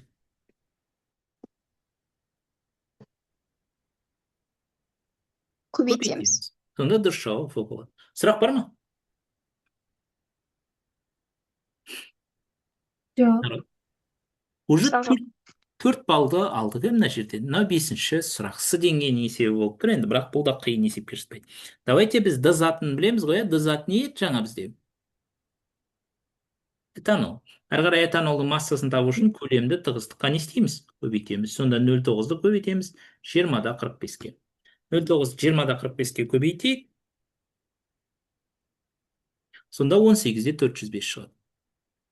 Әрі қарай этанол С2H5OH. Стрелка сутек. Оқушылар, егер органикалық зат беріліп, биорганикалық зат берілсе, қалай теңестіреміз? Бұның барлығының біз сабақтарын өтеміз. Негізінен гидроксил тобы ергіштік кестеге қарасыңдар, OH неше валентті бізде оқушылар? -1 деп тұр, заряды -1. Ал сутектікі +1. А +1-ді астында 2-ке көбейтсең, плюсте неше болып кетеді оқушылар? 2 болып кетеді. Значит, мына жерде минустан да неше болу керек оқушылар? 2 болу керек. Бұл түсінікті деген ойдамын. Әрі қарай 2 болу керек. Әрі қарай стрелка енді бізде этилен С2H4. Б заты жаңа этилен түсінікті деген ойдамын. Мынауымыз біздің 18-де 405, а мынауымыз x1. А мынауымыз 22-де 4, а мынауымыз не болады? 2 көбейту 46. 46 қайдан шықты оқушылар? МР. Дұрыс айтасыңдар. Сонда 4-те 48 литр. Міне, мынау енді қиын. Реакция теңдеуін жазбасаңдар, негізі мынау С деңгейінің есебі болады, өйткені сендер 2 реакция теңдеуін жазып, оны теңестіріп, 2 пропорция құрып, сөйтіп шығаруларың керек. А біз лайфхакпен бұны А деңгейінің есебі шығара салдық. Сұрақ бар ма? Ағай, тағы түсіндіріп жібересіз ба? Сонда көріп отырғандарыңдай контекстте 5-тен 5 балл алу қатты қиын емес. Біз еш қиындықсыз. Мына жерде ең бастысы шығару жолы қиын деп ойламаймын. Ең бастысы қалай теңестірген тағы бір түсіндіріп жіберейін. Гидроксил Теория тобы білу керек. OH-тың заряды -1. OH-тың заряды -1. Ергіштік кестенің арасында. Сондықтан OH-тан біреу ақ болды. Ал сутектің заряды +1, ал сутектен 2. Сондықтан плюстен 2 болғандықтан мынаның алдына 2 қойдық. Солай теңестірдік. Алдына коэффициенттер. Ал мына 18-де 405 массасы берілсе, астына малярлық массасын қоямыз, алдына коэффициент көбейттік. Сондықтан 46 көбейту 2 деп жаздық. 46 мынаның МР. А мына жерде x1 деп жаздық, көлемін тап деп тұр. Ал қалыпты жағдайда көлем берілсе, астына нені жазатын едік всегда оқушылар біз? 22-де 4. Енді осы жердің пропорцияның қасиеті бойынша 18-де 405, 22-де 4-ке көбейтіп, 92-ке бөлдік. Сонда 4-те 48 шықты. Бұл түсінікті деген ойда. Әрі қарай, енді сәйкестендіру тапсырмасы. Сәйкестендіру. Оқушылар сәйкестендіру тапсырмасында сәйкес бірінші маңызды кеңестерді біз одан да өтеміз. Грант ұбытысына дейін біз бүкіл маңызды кеңестерді айтып, қаншама тапсырма орындаймыз. Мысалы, сәйкестендіруден сендерде ұбыты папкасында 250 тапсырма бар. Соны орындасаңдар, ұбытыда 5 тапсырманы орындау сендерге мүлде қиындық тудырмайды. Әр жұптағы металдардың белсенділігі жоғары металды көрсетіңіздер дейді. Давайте магний мен мырышты салыстырсаң, әрине қайсысы күшті оқушылар? Магний күшті, ал егер хром мен мысты салыстырсаң, қайсысы күшті? Хром күшті. Сондықтан аға не сәйкес келеді? Магний сәйкес келеді, В-ға хром сәйкес келеді. Яғни А бізде не болады? А2, Ф4 болады. Уже мынау плюс 2 балл. Өйткені сәйкестендірудің әр сұрағы 2 баллға бағаланады. Мынау сұрақ бар ма? 31 сұрақ бойынша. ұбт жоқ. ұбт папкасында астында қарасаңдар, металдардың активтілік қатары және бейметалдардың активтілік қатары бар. Оны уайымдамай соны пайдаланып жұмыс істей беріңдер. Неге? Өйткені ертең ұбт-ға кірген кезде сендерге как раз дәл сондай периодтық кесте береді. Келесі, А және Б заттарын сәйкестендіріңдер дейді. Оқушылар, мынау енді тоже кітапта сөзбе-сөз жатқа білуге арналған сұрақ. Біз ертең органикалық нені өткен кезде тоже бұларды өтеміз, уайымдамай-ақ қойыңдар. Линолен, линол дегендердің несін. Қайсы қай жерде тұр, бәрін өтеміз. Сондықтан, егер сендер әлі не қылмаған болсаңдар, желательно мектептің кітаптарын алып алыңдар. 8 мектепте егер келсе 7, 8, 9, 10, 11-ді алып алыңдар. Кітапхана берсе. Өйткені олармен жұмыс жасаймыз біз ертең. Кітаппен жұмыс жасаймыз, сол кезде керек болады. Бұлардың бәрі просто кітапта сөзбе-сөз тұр. Қазір енді сендерге көрсетіп жіберейін. Қазір сендерге оқушылар не көрініп тұр? Папкалар.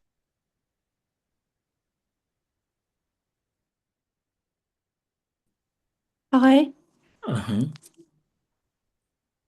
Осы кітаптардың ше электронный вариантымен кәдімгі өмірдегі кітаптағы ішінде жазылғандардан бір айырмашылықтары бола ма, болмай ма?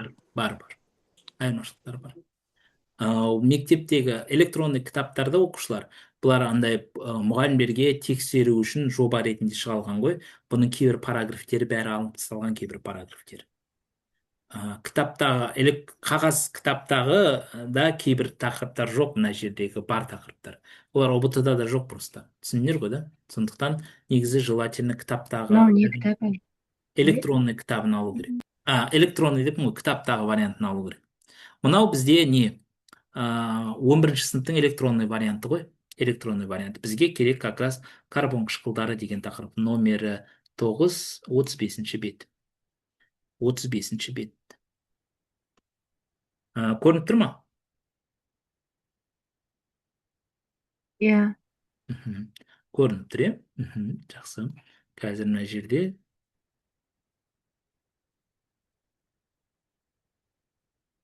мында да уже сәл өзгешелік бар екен, е? Міне, назар аудара қойыңдар. Міне. Дәл кітапта да осылай жазылып тұрады. Қараңдар, міне. Көрініп тұр ғой сендерге?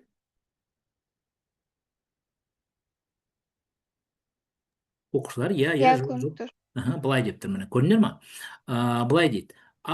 Алейн қышқылының молекуласында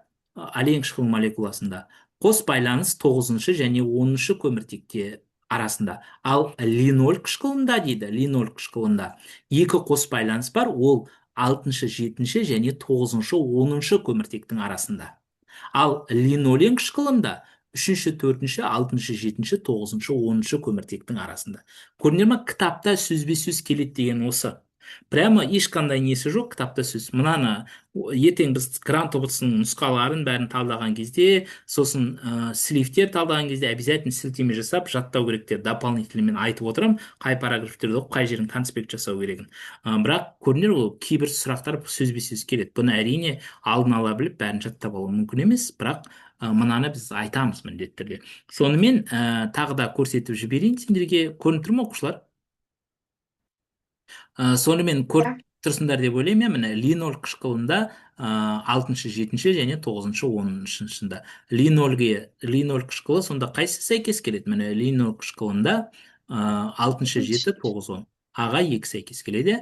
Ал Б-ға 2, ал линолинге 3, 4, 6, 7, 9, 10, В-ға 1 сәйкес. Бұл түсінікті деген ойда. Әрі қарай. Тағы плюс 2 балл. Көрінер ғой, өте оңай, просто кітапта сөзбе-сөз тұрған нәрсе. Бұл жерде бір есеп шығарып бастаудың қажеті жоқ. Уже 4 баллды әшейін А деңгейінің сұрағы деп алып алдық. 4 балл. Келесі, молекулалық кристалдық тор. Молекулалық кристалдық тор ол ковалентті байланыспен түсірілу керек. Сондықтан Е жауабы, F жауабы сразу отпадайды. Екінші оқушылар, молекулалық кристалдық тор сұйық, көбіне немесе газ болады. Сұйық немесе газ деп қойын, бұлай. Сұйық газ. Сондықтан су сұйық, көмір қышқыл газ, және оттегі. Сондықтан А, Б, Д болады. Тағы да плюс 2 балл. Ары қарай кеттік. Номері 38 сұрақ. Альдегидтерге сапалық реакция. Оқушылар міне тағы да сапалық реакциялар деген документ тұр, иә. Міне альдегидтерге сапалық реакция. Альдегидтер жаңа тұндырылған мыс 2 гидроксидімен қыздырғанда әрекеттескенде қызыл қоңыр тұнба. Екінші қандай реакция дейді оқушылар? Күміс оксиді, күміс айна реакциясы. Сондықтан дұрыс жауап әрине Айна, С варианты және В варианты болады. Күміс айна реакциясы болады. Сонда В тағы плюс 2 балл. Көрінеді ма? Көпшілігі уже неден сөзбе-сөз келіп тұр. Сұрақ бар ма? Сонда қорытынды жасайықшы. Біз контексттің бәрін орындап тастай салдық. Бесеуін жаңа естеріңде болса, қанша болып еді? 15 болып еді. 15 плюсінде болды. 1 балдық 15. Оған 5 балл Иә. контекстті қостық, 5 балл контекстті қостық, сәйкестендіруден 4 балл, сәйкестендіруден 4 балл, және көп жауаптылықтан 4 балл. 4 балл. 4 балл. Сонда Иә. жалпы қосқанда неше балл шығыпты? 28 балл. 28. 28 балл. Уже 28 балл. Дальше. Енді оқушылар Б деңгейінікі қиын дегенді білдірмейді. Мысалы, Б деңгейі, міне мынау Б деңгейінің есебі. Бұл не есеп енді? Өздерің айта қойыңдаршы. Шығым. Жаңа оқушылар тағы да сұрақты ретімен оқып отқандарыңда, немесе сұрақты жақсылап оқысаңдар, мысалы көрінер ме, мынау контекстті оқымай тұрып, мына сұрақты істесеңдер, мысалы, уже түсінуге болады, контекстте этиленнен этилен гликоль алынатыны. Көрінер ме, жаңа контекстті түсінбей тастап кетсеңдер, мына сұрақты орындаған кезде сразу жауабын тауып алуға болады. Этилен С2H4. Ал этилен гликольдің формуласы қандай болды жаңа оқушылар? С2H4 OH 2 еселенген. Мынауымыз 108, мынау X1. Мынау 62, мынаның астына не қоямыз? 22-де 4, осы жерін X1 тапсаңдар, X1 тапсаңдар, 108 көбейту 62 бөлу 22-де 4. Сонда 299 шығады. Оны нешеге көбейтіп жібереміз оқушылар? 0,78-ге. Сонда 233 шығады. Дұрыс жауап та болады. Сұрақ бар ма?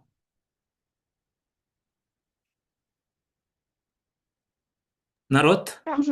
Сұрақ жоқ. Алуа енді Б деңгейі деп жаңа А деңгейінен 28 балл шығардық. А деңгейінен 28, енді Б деңгейі деп санап отыра ғой. Плюс 1 балл Б деңгейіне. Келесі. Калий хлоратын термиялық ыдыратқанда түзілген газды катализатор қатысында аммиакпен әрекеттестірген реакциядан кейінгі түзілген газдың көлемі егер шығымы 90% екені белгілі болса дейді.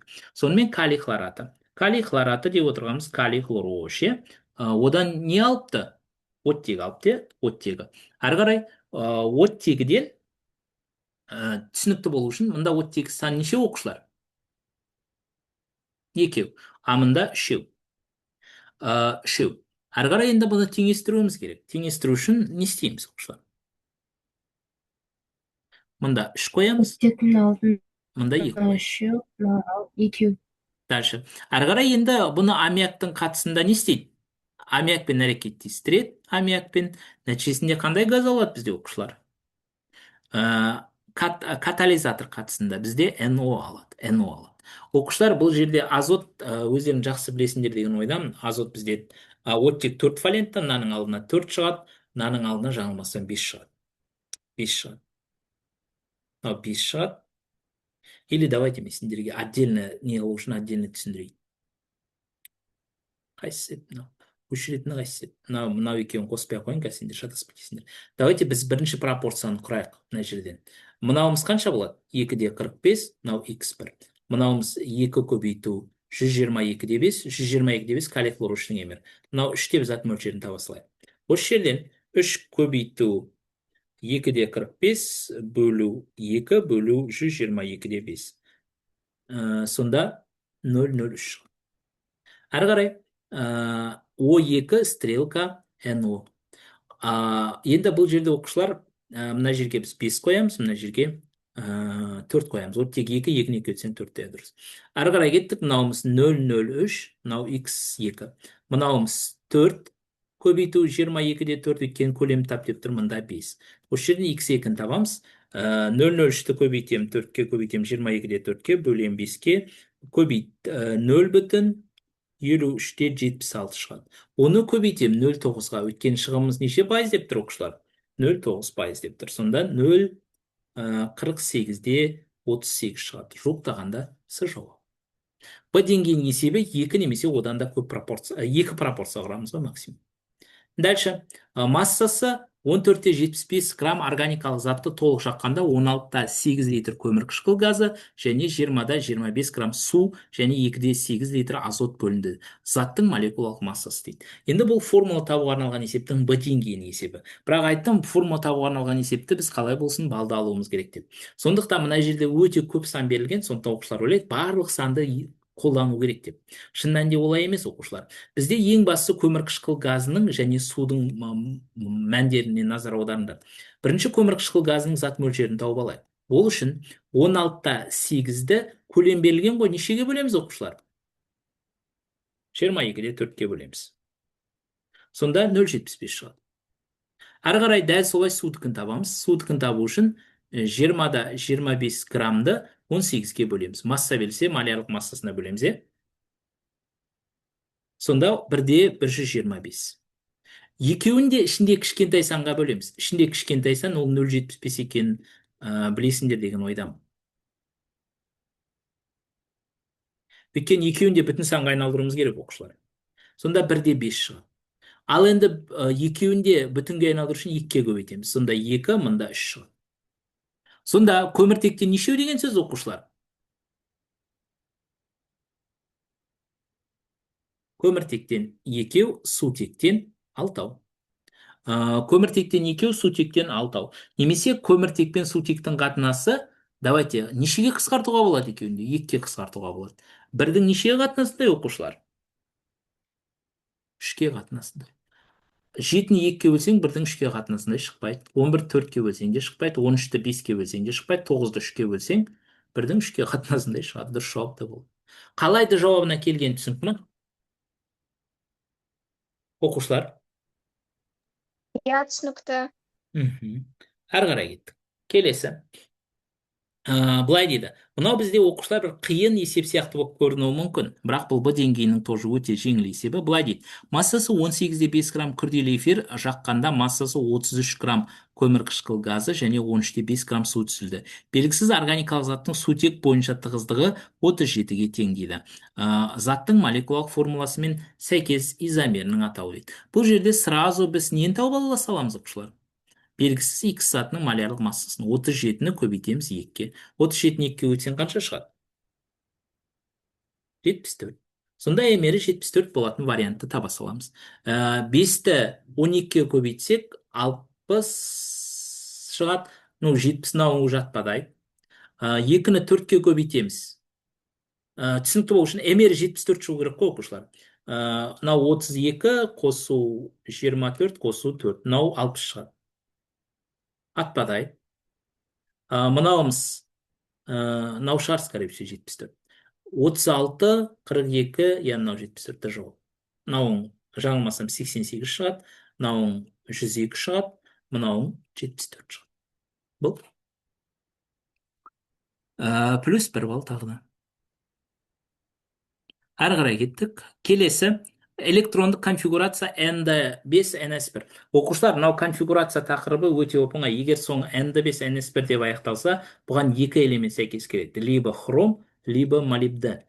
Немесе соңы N10 NS1 деп аяқталса, бұған тоже 2 элемент сәйкес келеді. Мыс және күміс. Сондықтан әңгіме мына жерде әрине не туралы? Хром туралы. Мынау просто ертең біз кванттық механиканы қарастырамыз С деңгейінің тақырыптарында. Сол кезде айтамыз. Просто мынаны жатқа білсеңдер де жеткілікті бұл тақырып бойынша. Егер N5 NS1 деп аяқталса, ол хром немесе молибденге сәйкес келеді, ал N10 NS1.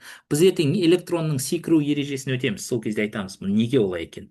Келесі, егер 13-5 грамм дейін көмірсек, бір қос байланысты бромдауға 40 грамм бром жұмсалған болса, онда 8 грамм осы алкаден толық бромдау үшін жұмсалған бром массасы дейді. Енді оқушылар, мен сәл тез-тез түсіндіріп жатырмын, өйткені ұзақ уақытқа созылып кетпес үшін. Енді қараңдар, 13-те 5 грамм дейін қанша бромды қосып алыпты оқушылар? бір қос байланыс үзілгенде 40 граммды қосып алады. Ал егер екі қос байланыс үзілсе, ол неше граммды қосып алады деген сөз оқушылар? 80 граммды. Ал бізге онда 8 граммды тап деп тұр. X2. X1. Осы жеріне X1 таба саласыңдар болды. Сонда 10-да 8 көбейту 80 бөлу 13-те 5. Получается 64 шығады. Вообще детский есеп. А деңгейі несі ғой, негізі. Просто ана сандар көп болғаннан Б деңгейі ғой негізі. Бірақ дәстүрлі әдіспен шығарсаң Б деңгей. Бірақ лайфхакпен шығарсаң көрінер ма? А деңгейі есеп. Вообще бас ауыртады ештеңе жоқ. Дальше. Мына жерде әрекеттесуші заттардың біреуі артық мөлшерде алынған есебі ау деймін, мынау. Даже оған да келмейді. Мынау пропорцияның есебі ғой, оқушылар. Пропилформият алу үшін қажет пропанол мен құмырсқа қышқылының массалары дейді. Енді давайте тауып көрейік. Пропилформияттың массасын тауып аламыз. Бірінші пропилформият деп отырғанымыз не? С2H5COO CH3. Кешірім өтінемін. Пропилформияттың формуласы ондай емес. Метил мен пропанолаттықын жазып жатырмын. Нақтырақ айтқанда пропил мынау. Ол үшін 0,96-ны көбейтем 500-ге. Сонда 0,96 көбейту 500. Сонда 480 шығады. 480. Әрі қарай HCOO C3H7 стрелка құмырсқа қышқылының формуласын білесіңдер деген ойдамын. Мынауымыз 480, мынауымыз X1. Мынаның емері 46, мынаның емерін есептеу керек. Жаңылмасам 88 шығады. Осы жерден X1 табамыз. 480-ді көбейтем 46-ға, бөлем 88-ге. 251 шығады. 251. Сондықтан В жауабы және Д жауабы отпадайды. Дәл солай енді ненікін тауып аламын, оқушылар? HCOO C3H7 стрелка пропанол. Пропанол деп C3H7OH. Стрелка. Мынауымыз біздің 480, мынауымыз X2. Мынауымыз біздің, жаңылмасам, 60, мынауымыз біздің 88. Осы жерден X2-ні тапсаңдар, 480 көбейту 60 бөлу 88. 327 шығады. Ол бізде С жауабы сәйкес. Оқушылар байқап атқан шығарсыңдар, бізде ұбт-да келетін А деңгейінің Б деңгейінің есептерін шығару үшін атауы берілсе, формуласын жаза білсеңдер болды. Қалған андай реакция жазу, анау-мынау абсолютно маңызды емес. Мына жерде плюс тағы 1 балл. Б деңгейі неге? Өйткені екі пропорция құрасыңдар деген сөз. А деңгейінде тек бірақ пропорция құрасыңдар. Келесі, сәйкестендіру тапсырмасы. Кім алуа нешеуіне жауап бердік біз? А деңгейі деп. Б деңгейі. 35 балл болды общий. Общий 35. Жаңа 28 болған, Сонда плюс 7-еуі, бір жауаптылықтың 7-еуі. Жаңа бастапқыда 15 болған, не қос сонда көрінер ма? 22 баллы бір жауаптылықтың. А деңгейінің сұрағы болып тұр. Дальше, сәйкестендіруге келейік. Оқушылар енді мынаны, сендер тоже ертең биорганиканы, хлор, галогендер тақырыбын өткенде біз бұны 100 қайтала айтамыз. Ең басты естерінде болсын. Калий OH ыстықпен әрекеттескенде калий хлораты түзіледі. Ал салқынмен әрекеттескенде калий несі шығады? Гипохлорид шығады. Сондықтан А-ға 2, Б-ға 3 сәйкес келеді. Бұл просто білулерің керек. Біз ертең бұның реакцияларының бәрін өтеміз. Диспропорция реакциясы деп уайымдамай қойыңдар. Келесі. Енді оқушылар мына жерге назар аударыңдаршы. Кремний диоксиді одан не алынып тұр? Кремний алынып тұр. Кремний алынып тұр. Мында кремний одан калий силикат алынып тұр. Значит, Y-тің құрамында по-любому не бар деген сөз, оқушылар? Калий бар деген сөз. Өйткені кремнийге Y-ті қоссаң калий силикат шығып тұр. Значит, В-ға қайсысы сәйкес келеді? Қайсының құрамында калий бар, оқушылар? Калий гидроксидін. Калий гидроксид, Әрі қарай, мына жерде енді кремний диоксидінен оттекті тартып алу керек. Әрине, кремний диоксидінен оттекті тартып алатын күшті металл болу керек. Бұл жағдайда әрине магний ұнтағы. Көріп отырсыңдар, мына жердегі 2 балл Б деңгейінің сұрағы болғанымен генетикалық қатарды білмеймін деп тастап кетудің қажеті жоқ. Көрінер ме? Әшейін плюс 2 балл шықты. Дальше, Етіндісі қышқылдық ортаны көрсететін дейді. Оқушылар, мен сендерге өте лайфхак әдісті көрсетейін. Қышқылдық ортаны, негізгі ортаны қайдан білеміз? Біз қышқылдық ортада катион әлсіз болу керек. Ал катионның әлсіз екенін қайдан білеміз? Уашпен қисқан жерін қарай саламыз. Ергіштік кестеге қарасаңдар, феррум мен уаштың қисқан жері ерімейді деп тұр. Егер ерімейді деп тұрса, немесе сызықша тұрса, уашпен қисқан жерінде, ол кезде ол әлсізді білдіреді. Түсінікті ма? Ал егер ериді немесе аз ериді деп тұрса, ол күшті деген сөз. Сонда назар аударыңдар, темір мен уаштың қисқан жерін қарасаңдар, әлсіз. Ал натрий мен уаштың қисқан жерін қарасаңдар, ериді, ол күшті. Алюминий мен уаштың қисқан жерін қарасаңдар, әлсіз. Және мынау әлсіз болады. Сонда дұрыс жауап А, С, Ф болады. Плюс 2 болады. Көрдіңдер ма? Аналитикалық химия қиын деп ойлауларың мүмкін. Ергіштік кесте мен периодтық кестені пайдалансаңдар, қиын ештеңе жоқ. 37 бойынша сұрақ бар ма? Сонда сәйкестендірудің жай үшін 4 балын алып тұр. Келесі, бізде не дейді? X, Y мәндер үшін мүмкін болатын өнімдердің атауын және класын табыңыздар дейді. Енді қараңдаршы оқушылар, CH4, одан X алған, одан кейін C2H6 алған. Одан Y алған, одан C2H5OH алған. Енді пентин деген келе ма мына жерге? Мына жерде көміртектің саны біреу, көміртектің саны біреу, мына жерде екеу. Мына жерде аяқ астынан бесеу болып кетсе, келмейді. Солай емес па? Көміртегінің саны либо біреу, либо екеу болу керек. Сондықтан А жауабы келмейді. Әрине мына жерде әңгіме не туралы оқушылар? Метан туралы. Хлор метаннан Вюрц реакциясы арқылы не аламыз бізде? Этан аламыз. Дальше мына жерде көміртектің саны неше оқушылар? Екеу, мына жерде де екеу. Значит, мына жерде де нешеу болады енді оқушылар? Екеу болады. Сонда қайсысында көміртектің саны екеу? Хлоретан. Хлоретан. Плюс 2 балл тоже. Әрі қарай кеттік. Номері, әрі қарай уже С деңгейі басталды. Енді назар аударыңыздар. Номері осыны есептегенде 2 балл, мына жерде плюс тағы 2 балл, 4 балл, мына жерде 6 балл, мына жерде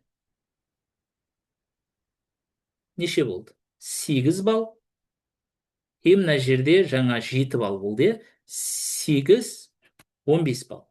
15, жаңа естерінде болса қанша болып еді? 28 болып еді?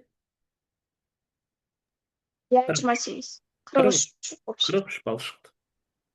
Көріп отырсыңдар, біз С деңгейіне әлі ауыз салған да жоқпыз. Номері, давайте С деңгейінің бір екеуін көрсетейін. Оқушылар мынау параллель есеп, С деңгейін есеп, бұны пока қалдыра салайық, бұлар сендерге А деңгейін, Б деңгейін полный меңгермей тұрып сразу қиын болып кетеді. Мынау да пропанды оттегінің түзілген еріндегі натрий клорид. Бұл да С деңгейінің есеп ретінде қалдырып кетейік. Давайте біз мынаған келейік. Мынау сәйкестендіру тапсырмасы, сәйкестендіру С деңгейінің сәйкестендіру. Қиын сияқты көрінуі мүмкін. Бірақ назар аударыңдар оқушылар. Мынау бізде тримерлену реакциясы, бұдан бензол шығады. Бензолға хлор қоссаң, хлор бензол шығады. Хлор бензол. Ал хлор бензолға натрий аш қоссаң, әңгіме не туралы? Фенол туралы. Ал енді бағанағы документке қайта ораламыз. Көрдіңдер ма? Міне фенолға сапалық реакция бром суын не істейді екен? Әрекеттескенде ақ түс тұнба түзіледі, немесе темір 3 хлориді. Сонда мына жерде не бар бізде? Темір 3 хлориді бар. Көрдіңдер ма? Аға сонда не сәйкес келеді? 3 сәйкес келеді. Жаңа айттық қой біз, калий перманганатының ертіндісі десе, не түзіледі дедік біз оқушылар? Этиленгликоль. Ал этиленгликоль ол неге жатады? Көп атомды спиртке. Ал көп атомды спиртке сапалық реакция не деп айттық? Мыс 2 гидроксиді деп айттық. Плюс 2 болды. Сонда уже 45 балл шықты. Сұрақ бар ма? Мынау генетикалық қатарлардың бәрін жазып жатудың қажеті жоқ. Қай жерге назар аудару керегін білсеңдер жеткілікті. Дальше, мынау олиумның есебі, біз олиумды шығаруды үйрендік сендермен. Егер олиумды шығарып білсеңдер, мына жерден тағы плюс 2 балл қосуға болады. Сонда общий 47 балдарың шығады. Сонда бағана айттым ғой басында, 3-ақ балға болады сонда. Как раз мына С деңгейінің мынау есептерін шығармасаң, міне мынау есеп қалып кетті бізде, мынау есеп қалып кетті. Міне, не? Бізде оқушылар тағы бір сұрақ қалып кетті, ол жаңа ғанау. Алмаспайтын амин қышқылы деген бар ғой, естерінде ма? Алмасатын амин қышқылы деп берді ғой. Сол ғой қалып кеткен. Онда енді ренжітпей айта салайын. жаңылмасам, ол аминдар не көрініп тұр қазір сендерге? Кітап көрініп тұр ма? иә, көрініп тұр. Мхм. Мынау номері 67-ші бетке барайық. 67.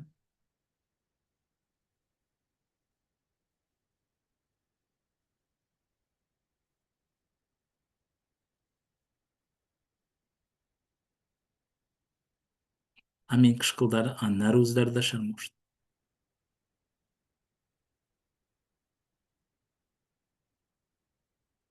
Нәруыздарға кетіп жіберген шығар.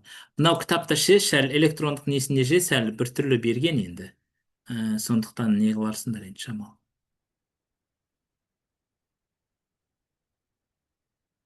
Негізі мына жерде ше таблица болу керек, алмасатын және алмаспайтын деген. Что-то мынаған кіргізбепті. 11-ші сыныптың бірінші бөлімін қараңдаршы, соның ішінде амин қышқылдарын бөледі, алмасатын және алмаспайтын деп. Мына жерде біртүрлі бөліп тастаған енді. Сондықтан бұл жерден табу қиын енді аминдердің ішінен. Амин қышқылдары алмасатын, алмаспайтын болып бөлінеді негізі. Сосын ішінара алмасатын деп ше. Содан берген ғой, сол таблица что-то мына жерде көрінбейді. Электронныйында жоқ екен. Кітапта бар ол сөзбес. Сонда 48 балл шығады. Қалған ана С деңгейінің есептерін пока қазір шығарып үйренбесеңдер де болады оқушылар. А деңгейінің Б деңгейін білсеңдер де 45 балл шығатынына көздерің жеткен шығар. Сұрақтарың бар ма оқушылар? Жоқ. Жоқ, жоқ. Иә, С деңгейінің тапсырмаларын тастап кетеміз. Оны ертең біз А деңгейі мен Б деңгейінің тақырыптарын үйреніп алғаннан кейін барып бастап шығарып бастаймыз. Өйткені қазір оны ұзақ түсіндіргенмен ол сендерге сразу ауыр болып кетеді. Ол деген сөз әлі сендер жаңағыдай ғой, әріпті жаттамай жатып, күрделі сөйлемді оқытқан сияқты. Ол миларыңды ашытып, пока қажеті жоқ деп ойлаймын. Талдауға толық қатысқандарың үшін рахмет. Түсінікті болды деген ойдамын. Назарларыңа үлкен рахмет. Сау болыңдар.